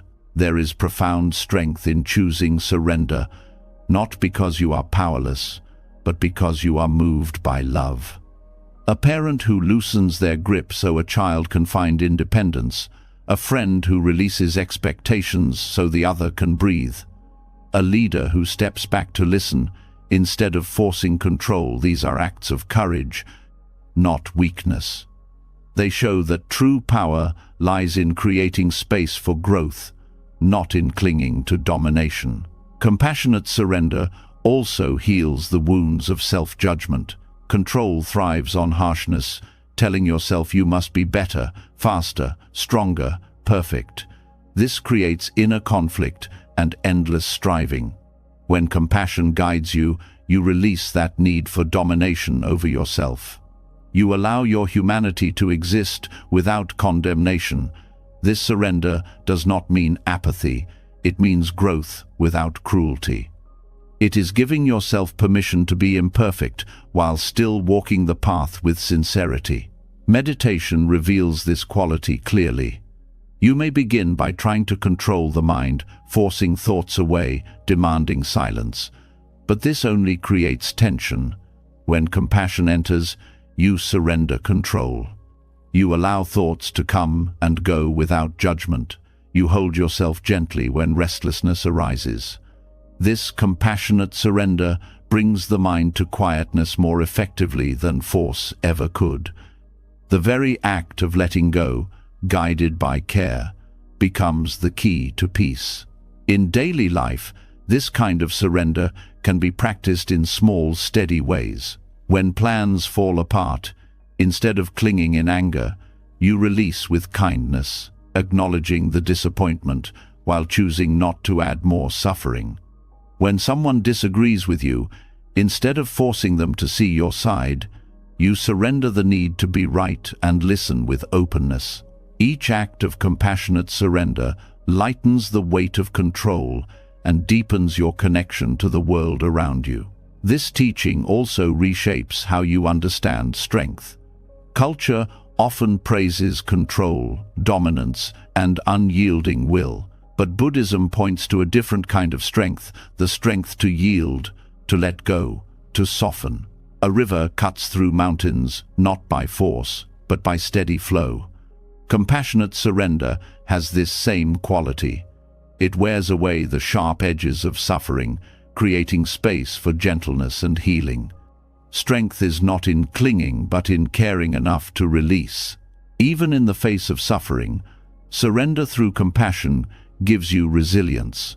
When hardship strikes, the instinct is to fight, resist, and control every detail. But this often deepens the pain. Compassion teaches you to surrender into care for yourself by allowing rest, for others by offering presence rather than solutions. In this surrender, you find you can endure more, not less, because you are not exhausting yourself in futile battles against what cannot be controlled. Compassionate surrender also changes how you meet death. The final letting go is often feared as the greatest defeat. But when viewed through compassion, death is not a failure of control, it is the last act of release, the return to flow. To approach death with compassion for yourself is to soften into acceptance, to allow the body and mind to complete their cycle with dignity. To meet the death of others with compassion is to release clinging, allowing grief to move while holding them in love without needing to keep them. This way of living does not make you passive. On the contrary, It gives your actions greater meaning. When you act not from the hunger to control but from compassion, your choices are cleaner, freer, and more impactful. You give not to prove, but to serve. You work not to dominate, but to contribute. You love not to possess, but to nurture. Every act becomes lighter, yet more powerful because it is rooted in care rather than fear. To surrender through compassion is to live with open hands instead of clenched fists. It is to release the constant battle for control and replace it with the steady presence of care. This surrender does not shrink you, it expands you. It allows you to hold yourself and others in kindness, to let life move without the chains of fear. In this way, surrender becomes not the end of strength, but its highest expression. When surrender through compassion becomes your way of moving in the world, another subtle shift begins to appear. You start to notice how even acts of kindness, even moments of generosity, can still carry a hidden hunger, the need to be seen, to be thanked, to be validated. This craving for recognition can quietly turn pure giving into another form of control. The path of the Bodhisattva points beyond this. It teaches a deeper trust, to act from love without needing applause, to serve without craving acknowledgement, to let generosity be complete in itself. This is Bodhisattva trust, the freedom of giving freely with no strings attached. The desire for recognition is deeply human. From childhood you are rewarded for good behavior, praised for achievements, and affirmed for acts of kindness. Over time, the mind begins to link giving with receiving acknowledgement. You help not just to help, but to be seen helping. You share not only to share, but to be admired for your generosity. This does not make you evil, it makes you human. But if left unchecked, it chains even your noblest acts to the restless hunger for validation. The Bodhisattva path breaks these chains. A Bodhisattva acts not to gain something, but to reduce suffering wherever it appears. Recognition may come, or it may not. Gratitude may be expressed, or it may be absent. But the act itself is enough. The motivation is compassion, and compassion does not require applause to be real. This trust is liberating. You give because giving itself is joy, because kindness itself is fulfillment. The cycle ends with the act, not with the approval of others. When you practice in this way, giving becomes lighter. You are no longer weighed down by disappointment when gratitude is not shown, nor inflated by pride when recognition arrives. Both are seen as passing winds, not as the measure of your worth. The joy is already complete in the moment of offering. Whether anyone notices or not, the heart expands. This is the essence of Bodhisattva trust, the courage to act from love and let go of the outcome. This way of living also dissolves resentment. Many people become bitter when their efforts go unnoticed. They give to family, to work, to community, and when thanks is not offered, anger grows. But this shows that the giving was secretly tied to recognition. When you act from Bodhisattva trust, resentment cannot take root. You know the act was worthwhile simply because it alleviated suffering, even if no one spoke a word of thanks. Your joy does not depend on someone else's acknowledgement. This teaching also protects you from the ego's subtle traps. Recognition can be intoxicating. When people praise your kindness, it feels good, but it also feeds attachment to image. You begin to act not from pure intention, but from the desire to maintain your reputation as a generous person. Bodhisattva trust cuts through this trap by reminding you that true generosity is invisible.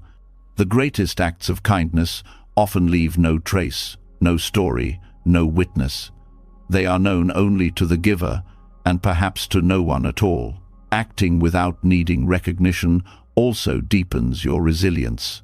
If you depend on applause to sustain your effort, your compassion will falter the moment it is not rewarded.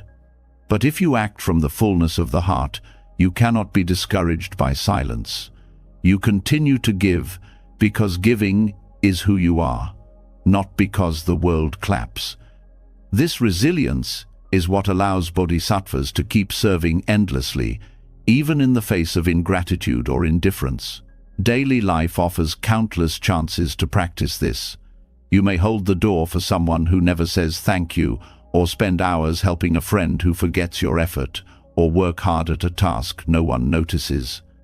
In these moments, the ego protests. It wants recognition. But if you breathe and release, you begin to feel a deeper joy. You acted out of care. That is already complete. The value of your kindness is not diminished by silence. This teaching also dissolves the illusion of separation. Recognition often comes from the belief that there is a giver and a receiver, a benefactor and a beneficiary. But in truth, every act of giving is mutual. When you give, you also receive the joy of generosity, the softening of ego, the connection of compassion. When you release the need for recognition, you begin to feel this mutuality more clearly. Giving is not one-directional. It is part of the flow of interdependence. Meditation on compassion can deepen this practice. As you breathe, you send well-wishing thoughts to others without them ever knowing. No recognition is possible, yet the heart expands. Over time, you see that this inner generosity is as real as any outer act. It trains you to give without expectation, to love without needing a return. The joy of these meditations is quiet but profound. It shows you that recognition is never the true source of fulfillment.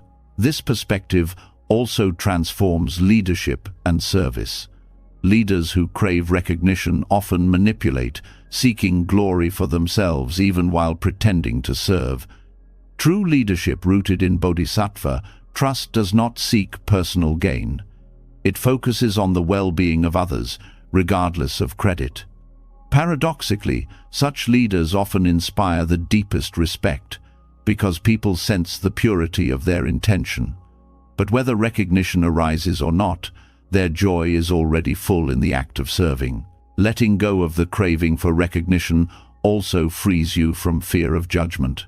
When you give only to be seen, you become anxious about how others perceive you. Every act becomes a performance. But when recognition is irrelevant, fear dissolves. You can act from authenticity without worrying how it appears. This freedom allows deeper and truer kindness because the act is guided by compassion alone.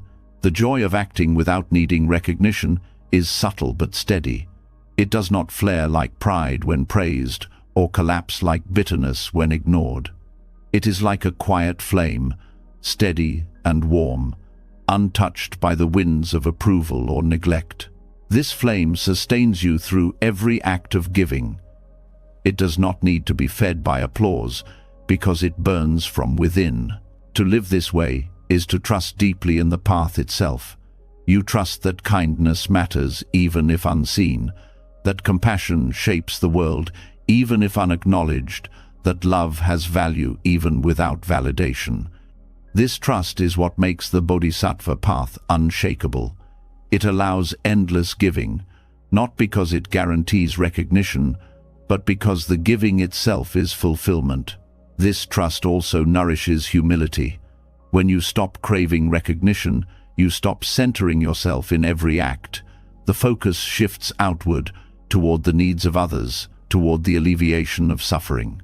You realize that your role is simply to serve as a channel for compassion, not as the hero of the story. This humility does not erase you, it liberates you. You are no longer burdened with proving yourself. You are free to give fully without hesitation. Acting without needing recognition is not easy. The craving runs deep, and the world constantly encourages it. But each time you release it, each time you let kindness be enough, you taste freedom. Over time, this becomes natural. You no longer calculate returns. You give because it is beautiful to give. You no longer wait for thanks. You are already complete. This is the essence of Bodhisattva trust. The confidence that compassion is its own reward, the faith that love needs no witness to be real, the freedom of giving without clinging. When you live this way, you discover that the greatest recognition comes not from others, but from within the quiet joy of knowing your heart has expanded, your life has aligned with compassion, and your presence has lightened the suffering of the world, whether anyone sees it or not. When you begin to act without needing recognition, your heart grows lighter and your steps more natural. Yet a question quietly lingers. How do you live in a world that constantly shifts, where circumstances refuse to stay still, and where even your best intentions may be met with obstacles? The answer is offered not only in scriptures, but in the simple language of nature. The river teaches what words often cannot. It reveals how to live with grace through change, how to move forward without forcing, how to adapt without losing direction. The Dharma of flow is not learned from theories, but from watching the way water carries itself through the world. A river has no arrogance, yet it carves valleys and nourishes fields. It does not cling to shape, yet it finds its way to the ocean. It meets rocks, bends, and dams, but instead of shattering against them, it adjusts, softens, and continues. This is not weakness, it is the deepest kind of strength. To live like a river is to understand that adaptability is not betrayal of yourself, but fidelity to the truth that life is movement. The human mind often rebels against this truth. It wants certainty, fixed ground, and unchanging order. But life offers no such stability. Jobs shift, health changes, relationships evolve, identities dissolve. To resist this is to suffer endlessly. To adopt the way of the river is to discover peace in the midst of motion. Flow does not mean drifting without purpose. It means holding your essence while meeting each condition with flexibility. Just as water remains water no matter its shape, you remain rooted in awareness no matter how life bends you. This practice begins by observing how much of your struggle comes from rigidity. You may insist on one path, one outcome, one way things must unfold. When life pushes differently, tension arises. The more tightly you cling, the more you break. Flow teaches you to loosen, to trust that change itself carries intelligence.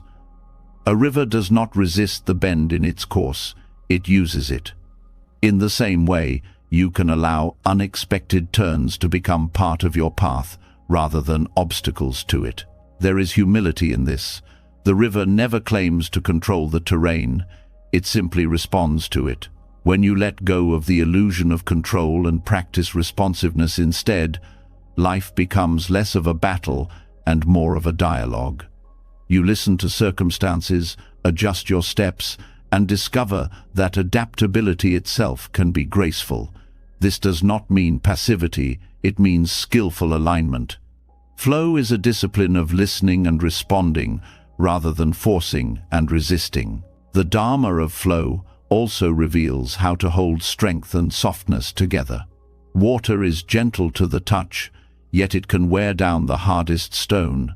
Its power is not in brute force, but in persistence and adaptability. In your own life, this means learning to combine resilience with gentleness. You can meet hardship with steady presence instead of rigid control. You can persist without hardening. This balance is what allows you to endure without losing compassion. Living in flow also nurtures patience. A river takes its time to reach the sea. It moves steadily, not hurriedly, yet it never stops. In the same way, you can release the urgency of forcing results. Flow teaches that progress is not always visible moment to moment, but steady presence leads you forward. Patience here is not waiting idly, but continuing without clinging to speed. This patience brings peace, because you no longer measure your life against a clock of achievement. Flow also transforms how you see obstacles. Where striving sees a rock as a barrier, Flow sees it as an opportunity to bend, to create a new path. When circumstances do not match your plan, instead of despair, you can ask, "How can I adjust here?" This mindset creates resilience because no obstacle becomes final. Like water, you discover that every block can be met with creativity. Sometimes you go around, sometimes you soften the obstacle itself, and sometimes you find strength by gathering more energy before moving forward. Each way is part of flow. Relationships, too, are guided by this wisdom. Rigidity in relationships creates conflict, demanding that others never change, insisting they match your exact expectations. Flow allows space. It honors the shifts of others while staying rooted in care. Just as a river nourishes whatever it touches without clinging, you can bring kindness to relationships without trying to freeze them. This creates harmony, because love breathes freely when it is not controlled. The practice of flow also brings ease to your inner life. Emotions rise and fall like currents. Anger, sadness, joy, fear, each moves through you. To resist is to trap them, to dam the river and create stagnation. To flow is to let them come and let them go. You do not deny them, but you do not chain yourself to them. This openness turns emotions into teachers rather than jailers. They show you their message and then pass, leaving space for peace. Flow reshapes ambition as well. Instead of forcing a rigid plan, you act with intention, but stay open to how conditions unfold. You may set a direction, but you release the demand for it to look exactly as imagined. This flexibility allows life to surprise you, to open doors you would never have designed. Many of the most meaningful paths are discovered this way, not by clinging but by flowing with opportunities as they appear. Meditation becomes a training ground for this practice. As you sit, thoughts and sensations rise like ripples. The instinct is to hold or push them away. But when you practice flow, you simply let them move. Attention rests like the riverbed, steady beneath the current. This teaches you directly that peace is not in stopping the flow, but in resting with it. The mind becomes spacious, not because it is empty of movement, but because it no longer clings to the movement. The Dharma of flow also nurtures gratitude. When you release rigidity, you begin to notice the beauty of each moment. Just as a river glitters in sunlight, each small detail of life shines when you meet it without grasping. The taste of food, the sound of laughter, the rhythm of breath all become precious. Gratitude arises naturally when you stop fighting reality and begin flowing with it. In times of loss, this teaching is especially powerful. Loss is the place where control is most obviously shattered. The instinct is to cling, to resist, to break against grief. Flow teaches another way. You allow the current of grief to move through you, trusting that even the heaviest waters eventually carry you forward. You do not deny the pain, but you do not harden against it. Over time, grief softens, reshapes, and carries you to new landscapes of compassion. To live with the Dharma of flow is to embody trust, not blind trust, but trust in the very nature of life as movement. You do not need to know each turn of the river to know it will keep flowing. You do not need to control every condition to know you can respond to them. Trust grows not from certainty, but from the steady experience that life, like water, carries you forward if you allow it. In this way, the river becomes more than a metaphor. It becomes a teacher you carry with you. Each time you feel rigid, you remember its softness. Each time you feel blocked, you remember its adaptability. Each time you feel anxious about the future, you remember its patience. To adopt the Dharma of flow is to let nature itself guide your practice, showing you that freedom is not found in stillness alone, but in graceful movement through the ever-changing stream of existence. When the lesson of the river takes root, You begin to notice that flow is not only about movement, but also about stillness. Water rests in calm pools as much as it rushes through rapids. In the same way, the path of trust is not only in adapting to change, but in allowing space, pauses, and silence to teach what words and answers cannot. The human mind is addicted to filling gaps, to demanding explanations, to seeking solutions for every uncertainty. Yet some of the deepest wisdom arrives not in the noise of answers, but in the quietness that holds them. Trusting silence more than answers opens a door into a kind of knowing that cannot be forced, a wisdom that blooms only when you stop searching for it. The urge to always seek answers often comes from fear. Not knowing feels dangerous, as if silence is a void threatening to swallow you. So you grasp at conclusions, repeat familiar stories, or seek reassurance from others. Yet answers are often temporary comforts, fragile shields against the vastness of uncertainty.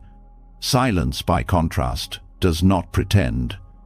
It allows the unknown to remain unknown, and in doing so, it teaches you to rest in it without fear. This resting is not ignorance, it is courage. It is learning to meet reality without rushing to label it. Silence also teaches presence. In conversation, most people listen only to respond, filling the space with their own thoughts. But when you allow silence, you begin to truly hear not just the words but the feelings beneath them, the pauses where meaning lingers. In these spaces, understanding deepens. Wisdom is not always in what is said, but in what is held between the words. To trust silence is to value this depth over the surface of explanations. In meditation, this lesson becomes clear. The mind begins by chasing thoughts, analyzing, seeking answers to every question. But as you sit, silence grows. At first it feels empty, maybe even unsettling. Over time, you see it is not emptiness at all, but fullness, fullness of awareness, of presence, of being. Insights often arise from this silence, not because you forced them, but because you allowed space for them to appear. The silence itself becomes the teacher, showing that truth cannot be grasped, but only revealed when the mind is still. Trusting silence also reshapes how you approach problems. Striving for immediate solutions often leads to hasty decisions. By resting in silence, you allow conditions to clarify themselves. Answers often arise naturally when you stop forcing them. Like muddy water settling when left undisturbed, the mind clears when it is not stirred by constant searching. This patience allows you to act from clarity rather than panic. In relationships, silence can be as powerful as words. There are times when no explanation can ease another's pain, when no argument can resolve a conflict.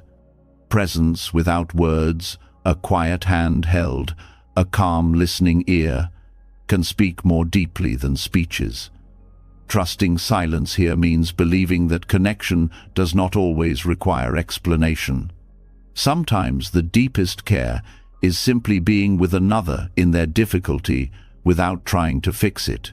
Silence also reveals the richness of the present.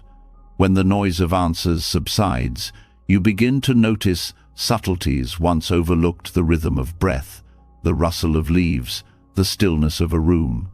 These details are not trivial. They are the texture of life itself. In silence, the ordinary becomes luminous. Wisdom here is not about solving, but about seeing, not about explaining, but about experiencing fully. The practice of trusting silence also dissolves the ego's constant need for validation. The urge to always have answers, to appear knowledgeable, is often the ego defending its image. Silence humbles you. It shows that not knowing is not weakness, but truth, because reality is infinite and your mind is finite. Accepting this brings peace.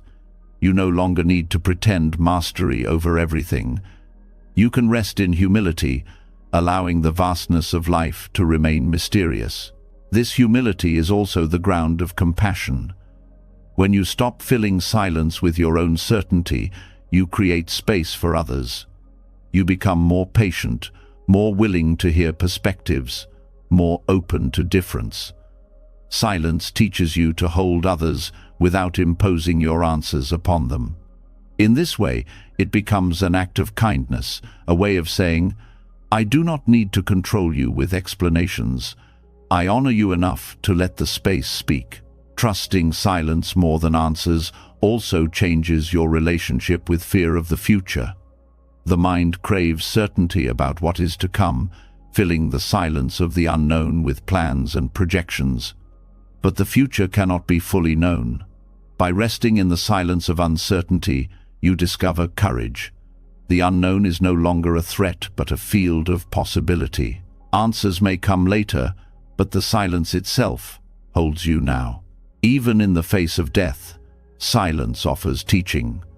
No answer can fully resolve the mystery of what comes after life. Philosophies, beliefs, and doctrines attempt to fill the gap, but the gap remains.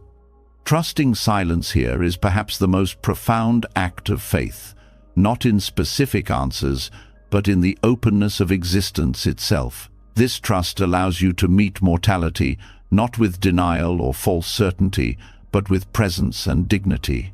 To practice trusting silence is not to reject knowledge or abandon learning. It is to recognize that answers are limited and that wisdom is larger than explanations. It is to give equal reverence to the space between thoughts, to the pauses in conversation, to the quietness of the heart. Silence does not compete with answers. It completes them, reminding you that truth is often beyond what words can hold. The more you live this way, the more natural it becomes to pause, to breathe, to listen. You stop rushing to resolve every discomfort and instead allow space to teach you. The silence itself becomes a companion, one that guides you gently into deeper trust. And in that trust, life feels less like a puzzle to be solved and more like a mystery to be lived. When silence begins to reveal its wisdom, another truth becomes clear. The restless urge to fill the quiet with answers comes not only from fear of the unknown, but from the ego's insistence on control. The ego cannot rest in uncertainty, because uncertainty threatens its illusion of solidity. It wants to be right, to be secure, to be the center around which life revolves. This grip on certainty is one of the deepest traps, and it is rooted in the false idea of a separate self. To see how the ego clings is to see why suffering endures, and to loosen that grip is to take a step toward real freedom. The ego's hunger for certainty begins early. You learn to define yourself with labels, roles, and achievements, and soon the mind begins to equate identity with control. If you can predict, manage, and dominate circumstances, then the fragile image of self feels protected. But this protection is a fragile illusion, constantly under threat from life's unpredictability. Every unexpected change feels like an attack, because the ego depends on stability that reality does not offer. This is why the ego resists silence. Silence leaves space where it cannot assert itself. In silence, the need to know is exposed as a craving, and the lack of control becomes undeniable. The ego rushes to cover this space with explanations, arguments, judgments, and plans. Yet the more it grips, the more fragile it becomes, because control cannot be maintained in a world built on impermanence and interdependence. The illusion of a separate self is what fuels this desperation. You believe you are an isolated unit, cut off from the whole, responsible for defending your existence against the uncertainty of life. From this perspective, control seems necessary. If you are separate, then safety must be created by force. But when you look deeper, you see that this separateness is not real. Every part of you, your body, your thoughts, your feelings, arises from conditions beyond your control. Breath enters from air, food becomes your flesh, language shapes your thoughts. The self you cling to is woven from countless threads you did not create. The more you grasp at certainty, the more anxious you become. The ego convinces you that if only you knew for sure about the future, about others, about yourself, you would be safe. But each answer it creates quickly dissolves. Plans change, people surprise you. Even your own feelings shift from moment to moment. The self that craves stability is itself unstable, and so the chase for certainty becomes endless. To see this clearly is to begin loosening the ego's grip. The Buddha taught that clinging is the root of suffering, and nowhere is clinging more obvious than in the ego's obsession with certainty. You cling to beliefs, to opinions, to identities, not because they are ultimate truths, but because they feel solid. When someone challenges them, you feel personally attacked, as though your survival were at stake. This is the ego defending its illusion of permanence. But when you step back, you see that certainty was never real to begin with. What you defended was a story, not the truth. This insight is not meant to strip you of stability, but to give you deeper trust. Real stability does not come from fixed answers or rigid control. It comes from recognizing that you do not need certainty to live fully. When the ego loosens, you begin to see that life carries you whether or not you grasp it. The ground of being is not in control, but in awareness itself, which does not need to know everything to rest in peace. Examining the ego's grip also reveals how much of human conflict comes from this illusion. Wars are fought over ideologies, communities fracture over beliefs, relationships crumble over the need to be right. Beneath all of this is the ego's fear of uncertainty, the refusal to admit not knowing.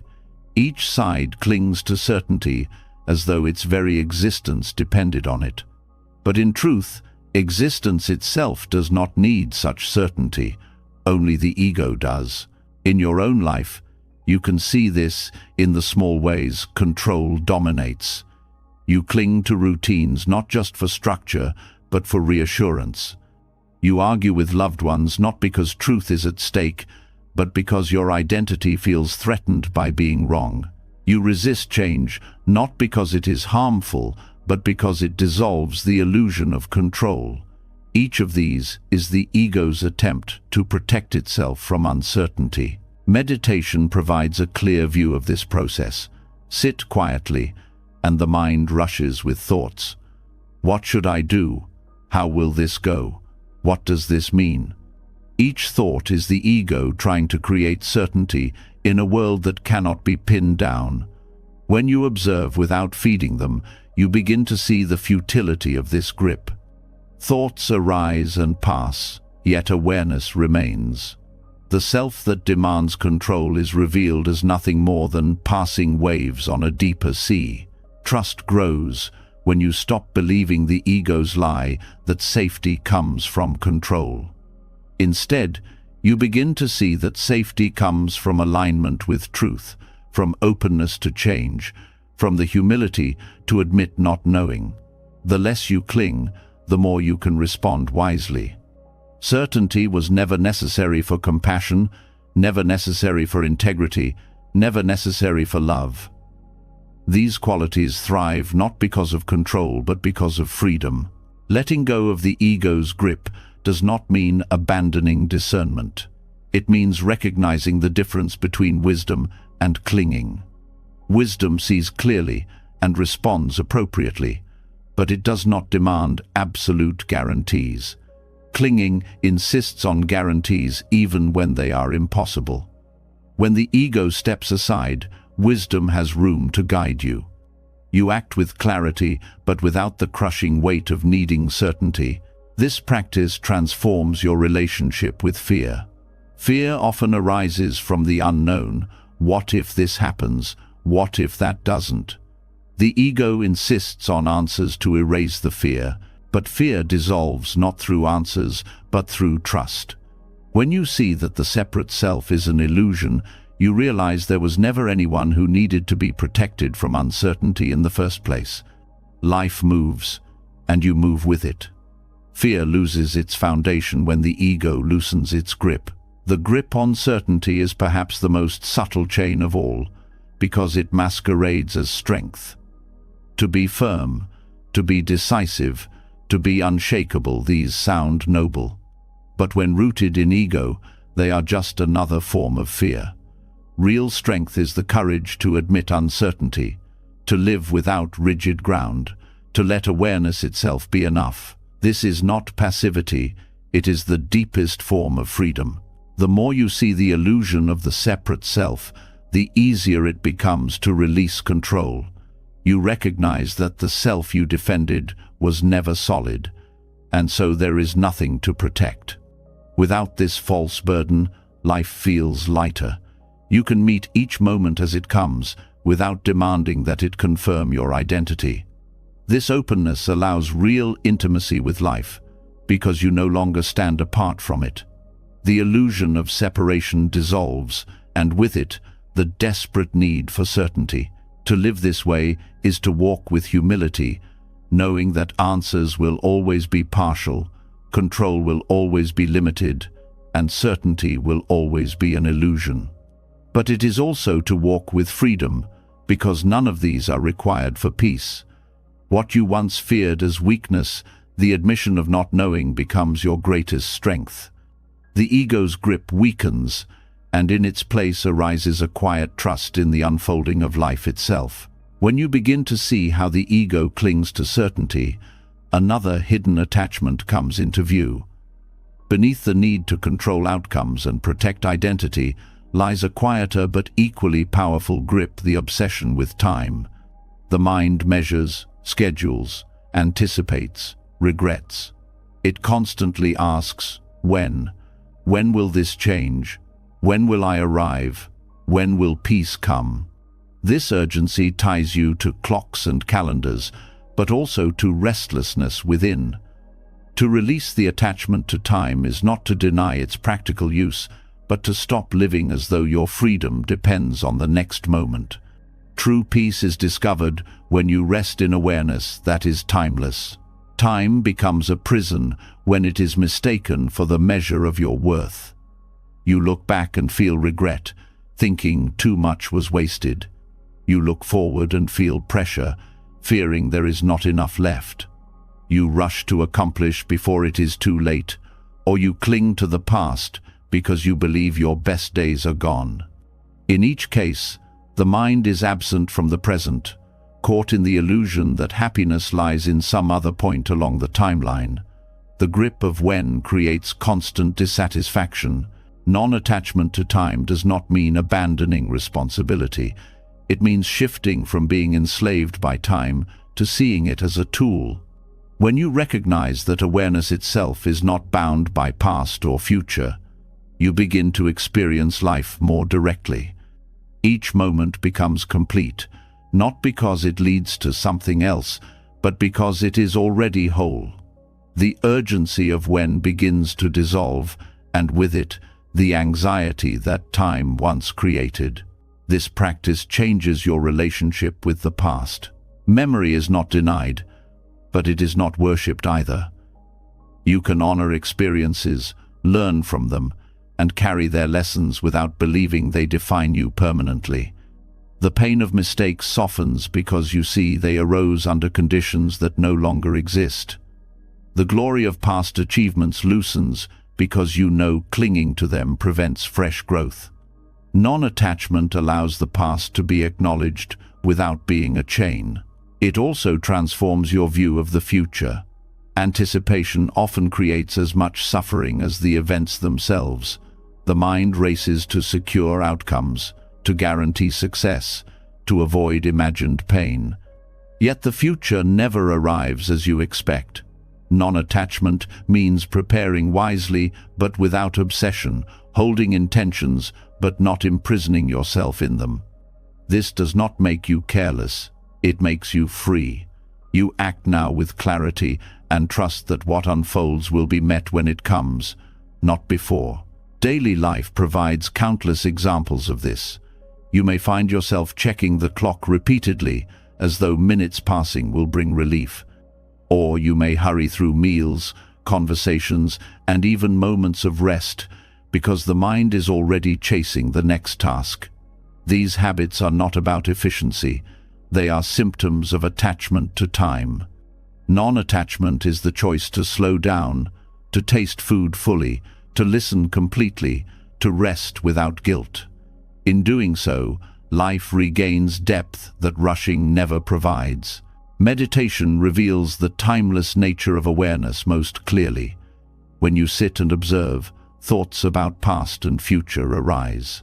But as you rest in awareness itself, you see that it is always present, untouched by time. Moments dissolve into a seamless flow, and the pressure of when begins to fade. In this space, peace does not depend on events aligning in the future. It is available now, within the stillness of awareness. This perspective also softens fear of aging. Much suffering arises from counting years, dreading decline, and comparing your present self to younger versions. But when you release attachment to time, you see that life is always unfolding in the present, regardless of age. The body changes, roles shift, but awareness is continuous. What matters is not how many years remain, but how fully this moment is lived. Non-attachment to time also deepens compassion. When you are no longer ruled by urgency, you have space to truly be with others. You listen without rushing to end the conversation. You support without demanding results by a certain deadline. Compassion flourishes when presence replaces urgency. Others feel this, because your care is not measured by the clock, but by the depth of your attention. This teaching also changes how you see achievement. Striving for milestones often turns life into a race against time. You measure success by how quickly you arrive, by whether you are ahead or behind others. But non-attachment shows that achievement is not defined by speed. Growth has its own rhythm, like fruit ripening in its season. You cannot force it, and you do not need to. True accomplishment is not about reaching by a certain time, but about living with integrity in each step of the path. Letting go of when also reduces anxiety about uncertainty. Much of worry comes from needing to know when something will end or begin. You want to know when the pain will stop, when the solution will appear, when the answer will come. But life rarely gives these guarantees. By resting in timeless awareness, you release this demand. You accept that not knowing when is part of existence, and you trust that the present can be met even without answers. There is beauty in discovering timelessness in simple things. Watching the sky shift colors at dusk, hearing the rhythm of waves, sitting in stillness, these moments remind you that life itself is not bound to schedules. You are part of something vast, beyond clocks and calendars. Non-attachment allows you to taste this vastness without fear. To live this way is not to deny time, but to see through its tyranny. You still plan, you still act, you still meet responsibilities, but you do so without letting time define your worth or dictate your peace. Each breath becomes both path and destination. The question of when loses its power, because the answer is always here. Non-attachment to time is a practice of trust. Trust that the past has given its lessons. Trust that the future will unfold. Trust that the present is enough. In releasing the urgency of when, you discover timeless awareness, the space where peace is always available, where presence is complete, and where freedom is no longer postponed to some later moment. When the weight of time loosens its hold, and you begin to rest in the spaciousness of the present, another door opens before you. To live without being enslaved by when means you no longer hide behind the illusion of certainty or the defense of schedules. What rises to the surface then is something raw and often feared vulnerability. For many, it feels like exposure, like standing unprotected before a storm. But in truth, vulnerability is not weakness. It is the ground where genuine courage grows. To surrender into vulnerability is to meet life openly, without armor, and in that openness lies the deepest strength. Vulnerability is feared because it strips away control. You cannot predict how others will respond when you reveal your pain, your longing, your truth. You cannot guarantee that love will be returned or that kindness will be recognized. The ego, obsessed with certainty, recoils from such risk. Yet when you close yourself off to avoid hurt, you also close yourself off from connection, joy, and growth. The courage of vulnerability is the willingness to remain open even when outcomes cannot be controlled. At its heart, vulnerability is honesty. It is choosing to show up as you are, rather than hiding behind masks of perfection. This honesty creates space for genuine connection. People trust you more when they sense your authenticity, because it allows them to rest in their own humanity. Walls of defense may prevent rejection, but they also prevent intimacy. When you risk being seen, you give others permission to see themselves more clearly. This courage also reshapes how you meet suffering. Many endure pain in silence, convinced that admitting it shows weakness. But vulnerability transforms suffering into shared humanity. By speaking your truth, you invite others into compassion. The act of revealing difficulty can lighten the burden, not because the pain disappears, but because it no longer isolates you. Vulnerability turns loneliness into connection, teaching that courage is not about carrying everything alone, but about allowing others to walk with you. In relationships, vulnerability is the seed of love. Without it, love becomes performance gestures, roles, and appearances maintained for approval. With it, love becomes real. To say, "I need you," "I was wrong," or "I am afraid," requires courage greater than any external achievement. These words dissolve barriers, opening hearts to each other.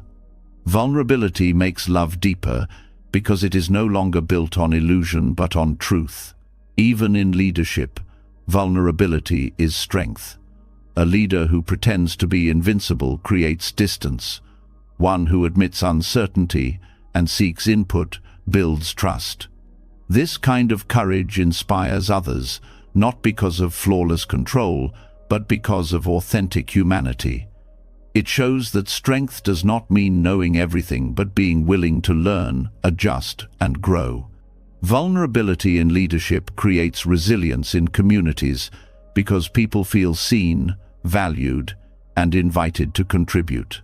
Spiritual practice also thrives in vulnerability. To sit in meditation is to face yourself without distraction, without defenses. You see your restlessness, your fears, your longing for control. At first, this exposure feels uncomfortable, but it is the gateway to liberation. Only by allowing yourself to be seen by your own awareness can healing begin. Vulnerability before yourself is as courageous as vulnerability before others, because it dissolves the illusions that keep you from authenticity. Vulnerability is also the gateway to compassion. When you admit your own fragility, you begin to see it in others. Judgment softens because you recognize that everyone carries hidden struggles. The person who lashes out may be shielding pain. The one who seems cold may be terrified of rejection. By owning your vulnerability, you cultivate empathy for theirs. This is not pity but connection, an understanding that courage is shared by all who dare to live with open hearts. To live vulnerably also requires surrendering the need to always appear strong. Strength is often equated with invulnerability, but this is an illusion. True strength is not the absence of pain, but the willingness to face it. It is not the absence of fear, but the ability to act with fear present. The courage of vulnerability lies in saying, "I do not have all the answers.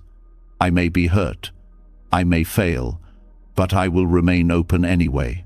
This openness is where creativity flourishes. To create art, music, or writing, is to expose your inner world to others. Without vulnerability, creativity becomes imitation. With it, creativity becomes authentic expression, carrying the power to touch hearts. Vulnerability in creativity is the risk of being misunderstood or rejected, but it is also the path to genuine impact.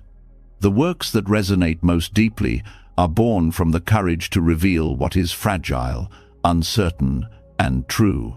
In daily life, vulnerability is practiced in small acts, admitting you do not know, asking for help, expressing gratitude, apologizing sincerely. These gestures may feel uncomfortable, but they carry profound strength. Each time you choose vulnerability, you loosen the ego's grip and affirm that openness is not danger but freedom. Over time, these small acts create a life marked by authenticity rather than fear. The courage of vulnerability also reshapes your relationship with failure. The ego fears failure because it exposes imperfection, but vulnerability allows you to face failure without shame. You see it as part of growth rather than proof of inadequacy. This perspective transforms failure into learning, into resilience, into wisdom. Vulnerability frees you from the need to hide your mistakes, allowing you to integrate them into your journey with honesty. Even in the face of death, vulnerability offers dignity. To admit fear, to acknowledge uncertainty, to allow grief, these are not signs of weakness, but of being fully human. Vulnerability at life's end allows connection with others, honesty with oneself, and acceptance of the mystery. It takes courage to face death with openness, but that courage is what transforms fear into peace. The courage of vulnerability is not reckless exposure. It is not pouring out everything to everyone without discernment. It is wise openness, guided by compassion for yourself and others. It means choosing moments of honesty that build connection, deepen understanding, and align you with truth. It requires balance, but the core is always the same: surrendering the illusion of control in order to live authentically. To walk this path is to discover that vulnerability is not the opposite of strength, but its foundation. Strength without vulnerability is brittle. It cracks under pressure. Strength with vulnerability is flexible. It bends, adapts, and endures. When you embrace vulnerability, you discover a courage that no armor can provide: the courage to live openly, to connect deeply, and to surrender to life as its island. When the courage of vulnerability begins to guide your steps, you start to see that openness itself leads you into mysteries the rational mind cannot resolve. To be vulnerable is to admit you do not always know, that life resists being neatly explained, that uncertainty cannot be defeated by logic alone. This realization brings you face to face with paradox, the kind of truth that cannot be solved like a puzzle, but only lived. Zen tradition calls these koans, questions or riddles that break the grip of the intellect and open the heart to something deeper. But koans are not only found in monasteries, they appear every day, woven into the contradictions of ordinary life. Learning to accept paradox without forcing resolution is a profound practice in trust. The mind is conditioned to seek closure. Every question must have an answer, every tension must be resolved, every contradiction must be explained. This drive gives the illusion of control, but it also imprisons you in frustration. Some questions do not have final answers. Some situations hold opposing truths at once. When you try to force clarity, you suffer. Everyday koans teach that peace is not in resolving the paradox, but in learning to rest inside it. One example is love itself. Love is both joy and pain, both freedom and responsibility, both gift and vulnerability. To demand it be only one thing is to distort it. To accept the paradox is to live more fully within it, to allow the contradictions to deepen rather than diminish your experience. Love is a living koan, unsolvable but transformative when embraced. Another everyday koan appears in the balance between effort and surrender. You must act, yet you must also let go. You must prepare, yet you must trust. Both sides seem contradictory, yet together they reveal a truth beyond logic. Life asks for both at once. The mind wants a formula, either control everything or abandon all effort. But the koan teaches that truth is found only in holding both with humility. These everyday paradoxes reveal that the intellect, while useful, is limited.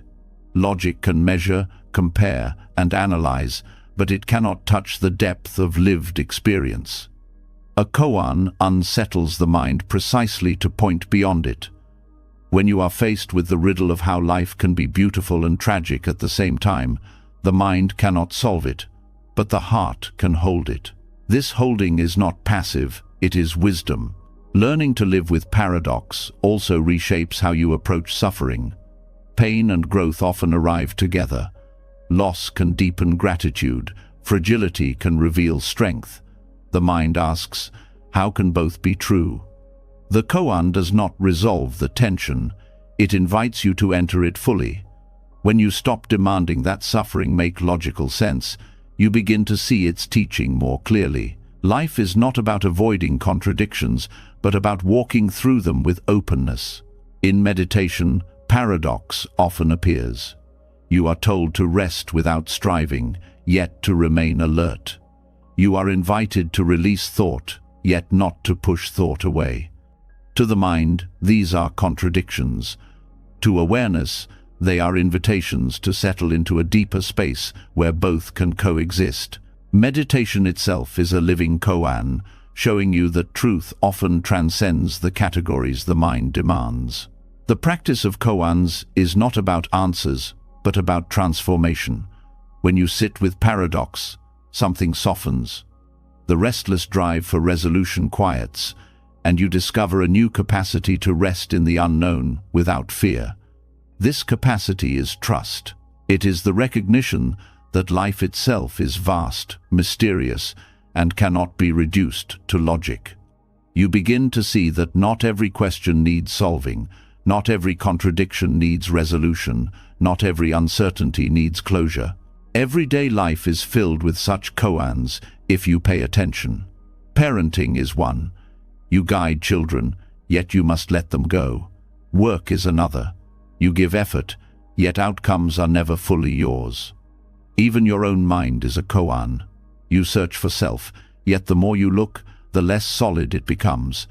Each of these is unsolvable, yet each points you toward wisdom if you allow it to remain open. This practice also transforms relationships. Many conflicts arise because people insist on resolution: who is right, who is wrong, what is the single truth. But often both sides carry truth, even if contradictory. To hold paradox in relationships is to say, both our experiences matter, even if they do not align neatly. This does not eliminate difficulty, but it allows compassion. You no longer need to force unity by denying complexity. You can love within the paradox rather than against it. Trusting life beyond logic does not mean abandoning reason. It means recognizing its limits and complementing it with openness. Logic builds bridges and cures disease, but it cannot teach you how to love, how to forgive, how to live with mortality. These require the courage to sit with what cannot be solved. Koans remind you that wisdom is not always clarity, but sometimes the strength to hold what is unclear. The courage to accept paradox also softens your relationship with control. The mind wants clean solutions to avoid vulnerability, but when you accept paradox, you no longer need everything to be neat. You allow life to remain messy, contradictory, and alive. In this way, paradox becomes a teacher of humility. It shows that your categories are too small for reality, and that wisdom lies not in shrinking reality to fit them, but in expanding your heart to embrace what they cannot contain. In daily practice, you can begin by noticing where paradox unsettles you. When you feel torn between two truths, resist the urge to dismiss one. Sit with both. Feel the discomfort and allow it to teach you. Over time, you discover that the discomfort itself is part of the path. It stretches your capacity for openness, and in that stretch, trust deepens. Everyday koans are everywhere, waiting not to be solved, but to be lived. They ask you to step beyond the narrow gate of logic into the vastness of being. When you accept them, life itself becomes your teacher. You begin to see that wisdom is not a tidy set of answers, but a willingness to walk into paradox with open hands and an open heart. When the practice of sitting with paradox begins to settle in your heart, you start to notice another place where the mind struggles the most when dealing with the lives of others. Just as the mind wants to solve contradictions, it also wants to shape people, to direct them, to insist that their path should mirror your vision of what is right. This desire often hides behind love, responsibility, or care, but at its core, it is another form of control. The truth is painful and liberating at once. You cannot walk another's path for them, nor can you dictate the lessons they must learn. To relinquish control over others' journeys is one of the deepest practices of trust, and it allows love to breathe without suffocation. The urge to shape another's path often comes from fear. You want those you love to avoid mistakes, to be safe from harm, to find success without struggle. So you advise, correct, and sometimes interfere, believing that your vision is clearer than theirs. But each person carries their own rhythm, their own timing, their own unique lessons. To impose your will is to confuse care with control. True compassion recognizes that growth cannot be forced, it ripens in its own season. Letting go of control does not mean indifference. It means shifting from directing to supporting, from pushing to holding space. You can still offer guidance, but you release the expectation that it must be followed. You can share wisdom, but you trust that each person will integrate it in their own way, or perhaps not at all. This trust honors their autonomy, acknowledging that their path, like yours, is shaped by countless causes and conditions beyond anyone's control. Parents feel this struggle most deeply. The instinct to protect children is natural, but when protection turns into over-control, it stifles growth. A child learns resilience not from being shielded from every fall, but from standing up after falling. To relinquish control here is to allow room for mistakes, knowing that mistakes themselves are teachers. It is the courage to let children live their own lives, even when their choices differ from what you would have chosen. In relationships of love or friendship, the illusion of control often hides as expectation. You want your partner to grow in the way you imagine, to reflect your ideals, to live according to your plans. When they do not, frustration or disappointment arises. But this shows that the love was conditional, dependent on them following your script. To relinquish control is to love without script, to support without chains. This creates a space where love matures into respect, where connection is based on freedom rather than demand. Even in the workplace or community, control over others' paths can appear subtly. You may believe that your way of solving problems is the only correct one, or that others should think and act as you do. This rigidity limits creativity and erases diversity. To let go is to recognize that many paths can lead to wisdom, many approaches can bear fruit. By allowing others to walk differently, you not only honor their uniqueness, but also open yourself to learning from perspectives you would never have discovered alone. The difficulty in letting go lies in the illusion that control equals care. You fear that if you release control, others will suffer. But suffering cannot be eliminated by domination. Even if you could shape every step of someone's path, they would still face change, loss, and impermanence. What liberates is not your control, but their capacity to meet life directly. Relinquishing control allows them to discover this capacity, to find their own strength rather than depend on yours. Meditation on interdependence can help soften this grip. When you observe the flow of causes and conditions, you see that no single person directs another's life. Choices arise from countless influences: family, culture, circumstance, karma. To imagine you alone can control another's journey is to deny this web. With awareness, humility grows. You can contribute support, but you cannot dictate destiny. This humility brings peace because it frees you from an impossible burden. Letting go of control also prevents resentment. When you insist others must follow your way, you set yourself up for disappointment. When they do not, you feel ignored or unappreciated. This poisons relationships, turning care into conflict. But when you release the expectation of control, you act from generosity rather than demand. Your support is offered freely, without strings attached. Whether or not it is received, your peace remains intact. This practice deepens compassion because it teaches you to see others as capable beings rather than extensions of yourself. You stop viewing their choices as reflections of your worth.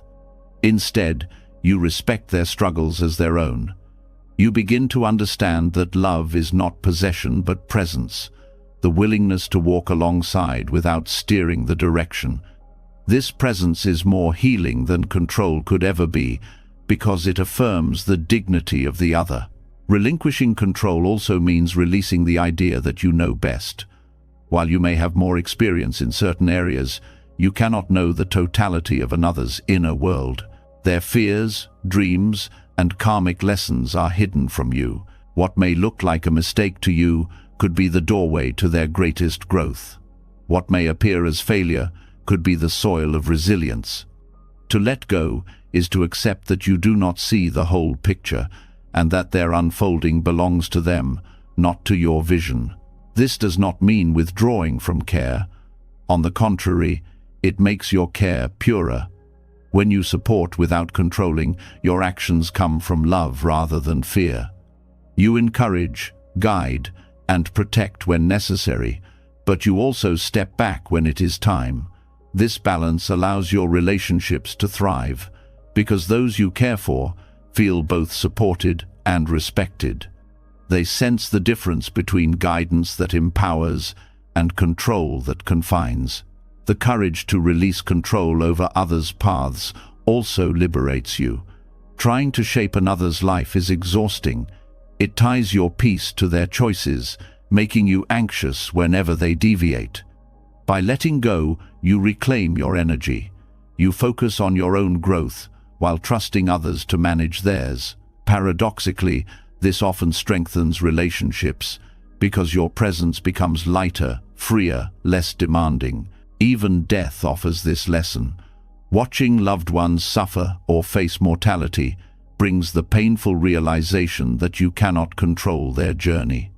No matter how deeply you wish to take their pain away, you cannot walk that path for them. To let go here is to honor their humanity, to be present with compassion without trying to rewrite their experience. It is perhaps the most profound act of respect, to allow another to meet their own path, even at the end of life. Relinquishing control over others' paths requires humility, patience, and faith. Humility to admit you do not hold the answers for another's life, patience to allow their growth to unfold in its own time. Faith that the same wisdom guiding your journey also guides theirs. When you live this way, relationships shift from struggle to trust, from demand to freedom, from fear to love. To walk this path is to embody a deeper form of compassion, one that respects freedom, honors difference, and trusts the unfolding of each being's journey. You discover that love does not need control to be strong. On the contrary, it becomes strongest when it allows others to walk their own way, while you walk beside them with open hands and an open heart. When you begin to release the need to shape another's journey, you are left standing face to face with your own. The energy once poured into controlling others flows back toward you, and a deeper truth reveals itself. The universe often shows you not what you want to see, but what you are carrying within. Life reflects your state of mind, your fears, your trust, your openness, your resistance. This is samsara's mirror. To trust the universe, you must also learn to trust yourself, because the two are never separate. The outer world becomes a reflection of your inner stance, and trust becomes reciprocal. The more you allow inner harmony, the more you perceive harmony around you. The idea that the world mirrors your state is not about magical thinking or bending reality to your moods. It is about perception and resonance. When you are anxious, every event seems threatening. When you are calm, those same events seem manageable. The outer conditions may not change, but your inner condition changes how you meet them.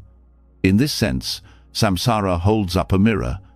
It shows you not only the impermanence of life, but the way your inner lens colors everything you see. Trusting yourself is not about confidence in abilities alone. It is about trusting the deeper ground of awareness, the space within that can hold every experience without being shattered. When you learn to rest in this space, you discover that life's reflections no longer frighten you. Even suffering becomes less overwhelming, because you see it as a message rather than an attack. The world mirrors your growth by shifting how events are felt within you. This teaching changes the way you meet challenges. Instead of asking only, "Why is this happening to me?" you begin to ask, "What in me is being shown here?" This shift does not mean blaming yourself for hardship. It means recognizing that how you relate to hardship is shaped by your inner state. If you meet loss with resistance, the mirror shows turmoil. If you meet it with openness, the mirror shows resilience. The outer event is the same, but the reflection reveals your relationship with it. This mirror also teaches humility. When conflict arises with others, the instinct is to focus on their faults. But if you pause, you may see your own fears reflected. Their anger might reveal your discomfort with anger. Their withdrawal might reflect your fear of abandonment. The mirror is not about fault, but about learning. Samsara reflects what is unfinished within you so that you can meet it, understand it, and release control. Trusting yourself also means trusting that you can face what the mirror shows. Often people resist inner reflection because they fear what they will see: weakness, fear, shame, doubt. But trust reminds you that whatever arises, you are capable of meeting it. Awareness itself is never harmed by what it sees. This realization frees you to face yourself honestly, and in doing so, to face the world with greater clarity. The reciprocity of trust becomes clear in relationships. When you trust yourself, you are less likely to demand constant reassurance from others. You meet them from a place of wholeness rather than need. This trust allows them to feel safe too, because they are not burdened with carrying your insecurity. In turn, they often respond with greater openness. The mirror reflects back the trust you extend inwardly.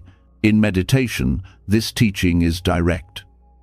Sit quietly, and the mind reflects itself in each thought and feeling. Restlessness, fear, joy, and peace all arise as reflections. You begin to see that awareness itself is steady while the reflections shift. Trust grows as you realize you do not need to control or deny what arises. You simply meet it, and in that meeting, its power softens. Meditation becomes a mirror where you practice trusting both the mind's storms and the awareness that holds them. This perspective transforms your relationship with the universe itself. Instead of viewing it as hostile or indifferent, you begin to see it as a mirror reflecting your own openness. When you carry trust, the world feels supportive. When you carry fear, the world feels threatening. This does not mean external events change instantly, but your way of perceiving them does. And that perception shapes how you respond, which in turn shapes what unfolds. Trust becomes a cycle. Trusting yourself allows you to trust the universe, which strengthens your trust in yourself. This cycle also dissolves the illusion of separation. The ego insists you are here and the universe is out there, that you must control the external to protect the internal. But the mirror shows otherwise. Inner and outer are not two. They reflect and influence each other constantly. When you accept this, the struggle to dominate life softens. You begin to collaborate with existence rather than battle it.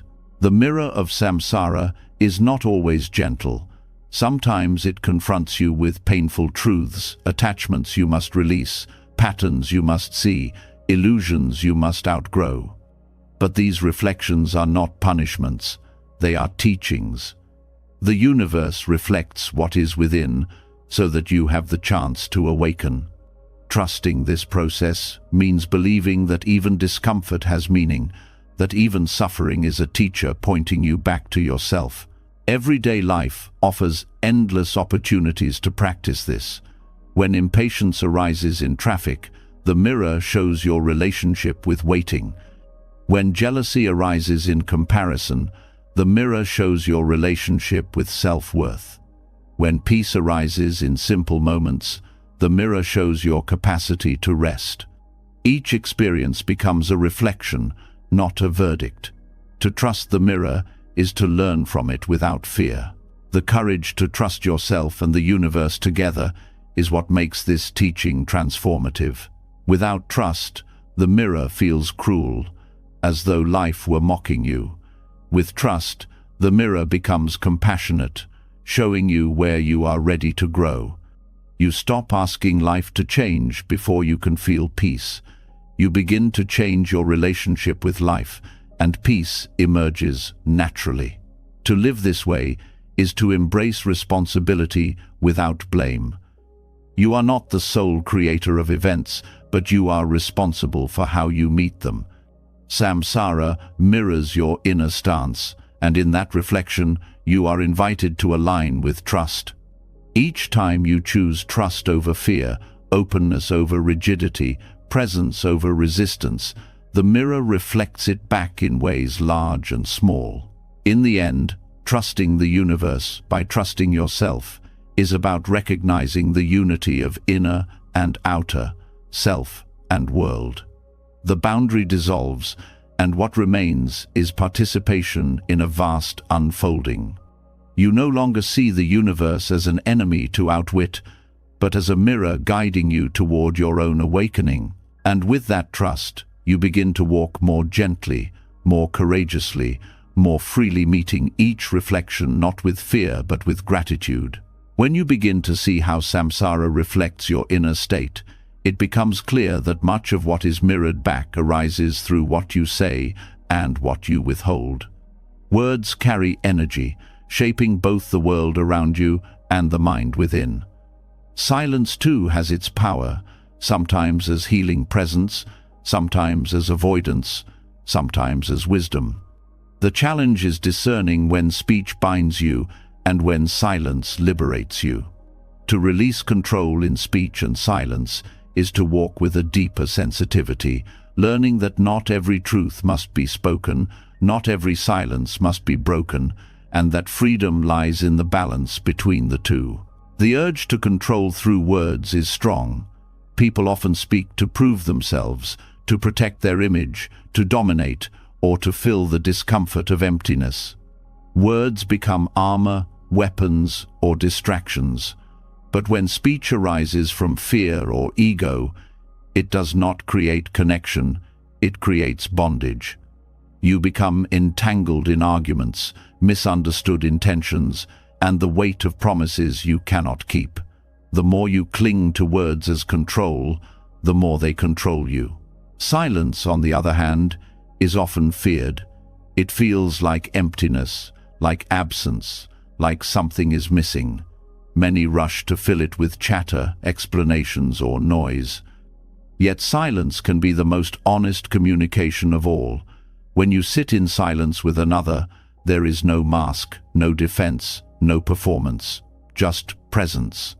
This kind of silence frees, because it opens space for truth to emerge without force. To practice releasing control here means becoming intimate with intention. Before speaking, you pause. Is this word meant to heal or to dominate? Is it born of clarity or of fear? Does it serve understanding or simply my ego's need to be heard? In silence, you ask too, am I withholding because wisdom is here or because I fear vulnerability? Am I silent because it is kind or because it is avoidance? This awareness transforms both speech and silence into acts of mindfulness rather than habits of control. There are moments when words are necessary. Silence in the face of injustice becomes complicity. Silence when someone reaches for help becomes neglect. Speech here is not control but compassion. To name truth, to offer comfort, to give guidance, these are forms of speech that free rather than bind. Yet even then, the way words are spoken matters. Harsh truth delivered without care becomes another form of control. Gentle truth, spoken with compassion, becomes a doorway to healing. Likewise, there are moments when silence is the deepest gift. Arguments often escalate because each side insists on the last word.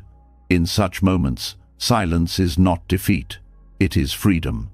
It releases the need to win and allows space for tempers to cool. In relationships, silence can also be presence more powerful than explanation. Sitting with someone in grief, without rushing to fix or explain, often offers more comfort than any words could.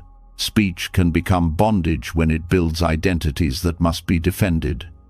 You declare, I am this, I believe that, I will always do this, and then feel trapped when life shifts. Silence can become bondage too when it suppresses truth out of fear. When you stay quiet, not out of wisdom, but because you fear rejection. Releasing control means stepping beyond both extremes. Words and silence are tools, not prisons. You learn to use them skillfully rather than be used by them. This balance transforms relationships. Many conflicts are less about the issue itself and more about words said carelessly or silences held too long. When you release control, you stop using words to manipulate or silence to punish. Instead, you speak with honesty when it matters, and you rest in silence when it heals.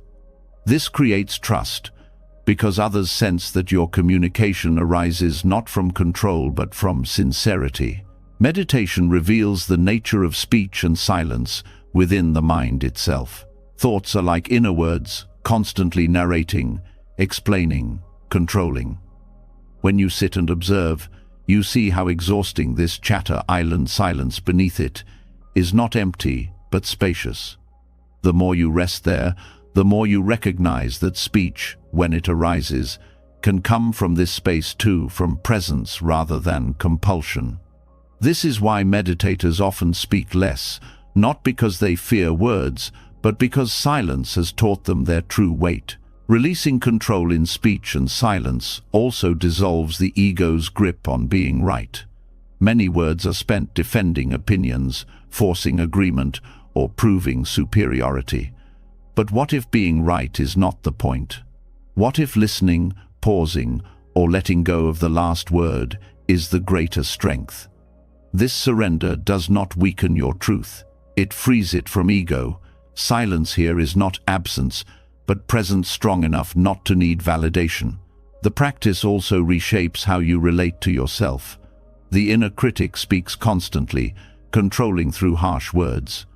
Learning silence within allows you to release this bondage. You begin to see that you do not need to believe every inner word. You can rest in the quiet beneath, where awareness does not condemn. This self-silence is not suppression, but freedom from the tyranny of endless judgment. In daily life, releasing control in speech and silence means moving slower with communication. It means not rushing to fill every pause, not rushing to defend every point, not rushing to prove yourself with words.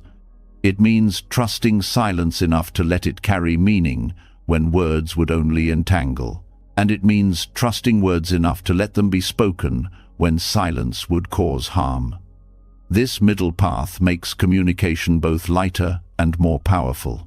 Ultimately, the wisdom of speech and silence is about trust. Words cannot secure control over life, and silence cannot protect you from all pain. But both can become expressions of trust when guided by awareness. Speech becomes a way to share truth without demand. Silence becomes a way to rest in presence without fear. Together, they create a rhythm of freedom, sometimes speaking, sometimes silent, always aligned with compassion rather than control.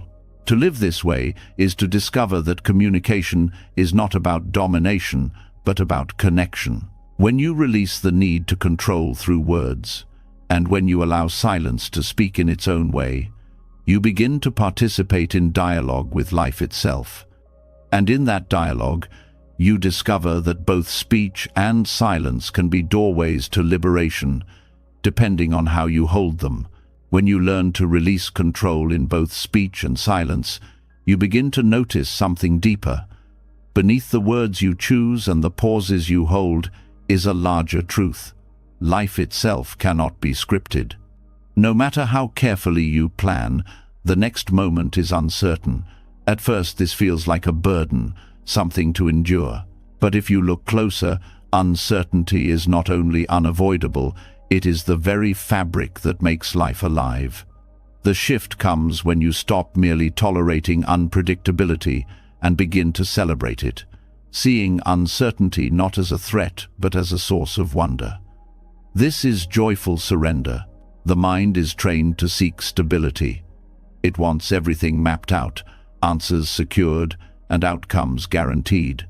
Yet life refuses to obey these demands. Storms appear without warning, plans collapse, opportunities emerge from nowhere. To the controlling mind, this feels like betrayal. But if life were perfectly predictable, it would also be lifeless. The very joy of existence comes from surprise, from freshness, from the unfolding that cannot be fully known in advance. Joyful surrender is the willingness to lean into this unpredictability with trust. It is not resignation, which carries heaviness, but celebration, which carries lightness. You do not give up, you open up. You allow the unexpected to be a gift rather than an enemy. This shift changes everything. What once felt like chaos becomes opportunity. What once felt like danger becomes mystery. This way of living does not deny difficulty. Uncertainty includes pain, loss, and disappointment. But it also includes unexpected kindness, sudden insight, and unimagined joy. To surrender joyfully is to embrace both, to recognize that you cannot have surprise blessings without surprise challenges. They are two sides of the same coin. Life's richness comes from its unpredictability. When you accept this, you no longer endure uncertainty, you delight in it. Trust is the foundation of this surrender. Without trust, uncertainty feels unbearable. With trust, it becomes spacious. You begin to see that while you cannot predict outcomes, you can trust your ability to meet them. You can trust that awareness itself is stable, even when circumstances are not. You can trust that unpredictability is not random cruelty, but the very nature of existence. Trust turns uncertainty from a source of fear into a source of joy. This joy is not loud or dramatic. It is quiet, steady, like laughter bubbling up when you see the beauty of not knowing. You realize that the very things that scared you, the missed turn, the unexpected meeting, the unplanned change, often became the most meaningful parts of your life. This realization softens resistance. You stop fighting unpredictability and begin to see it as an ally. Meditation reveals this joy directly. Each breath is uncertain. Each thought arises unexpectedly. You cannot script the mind's flow, yet in sitting with it, you discover peace. You stop demanding that meditation be predictable and begin to find joy in watching whatever arises. This practice teaches you that uncertainty is not an obstacle but the very field where awareness blossoms.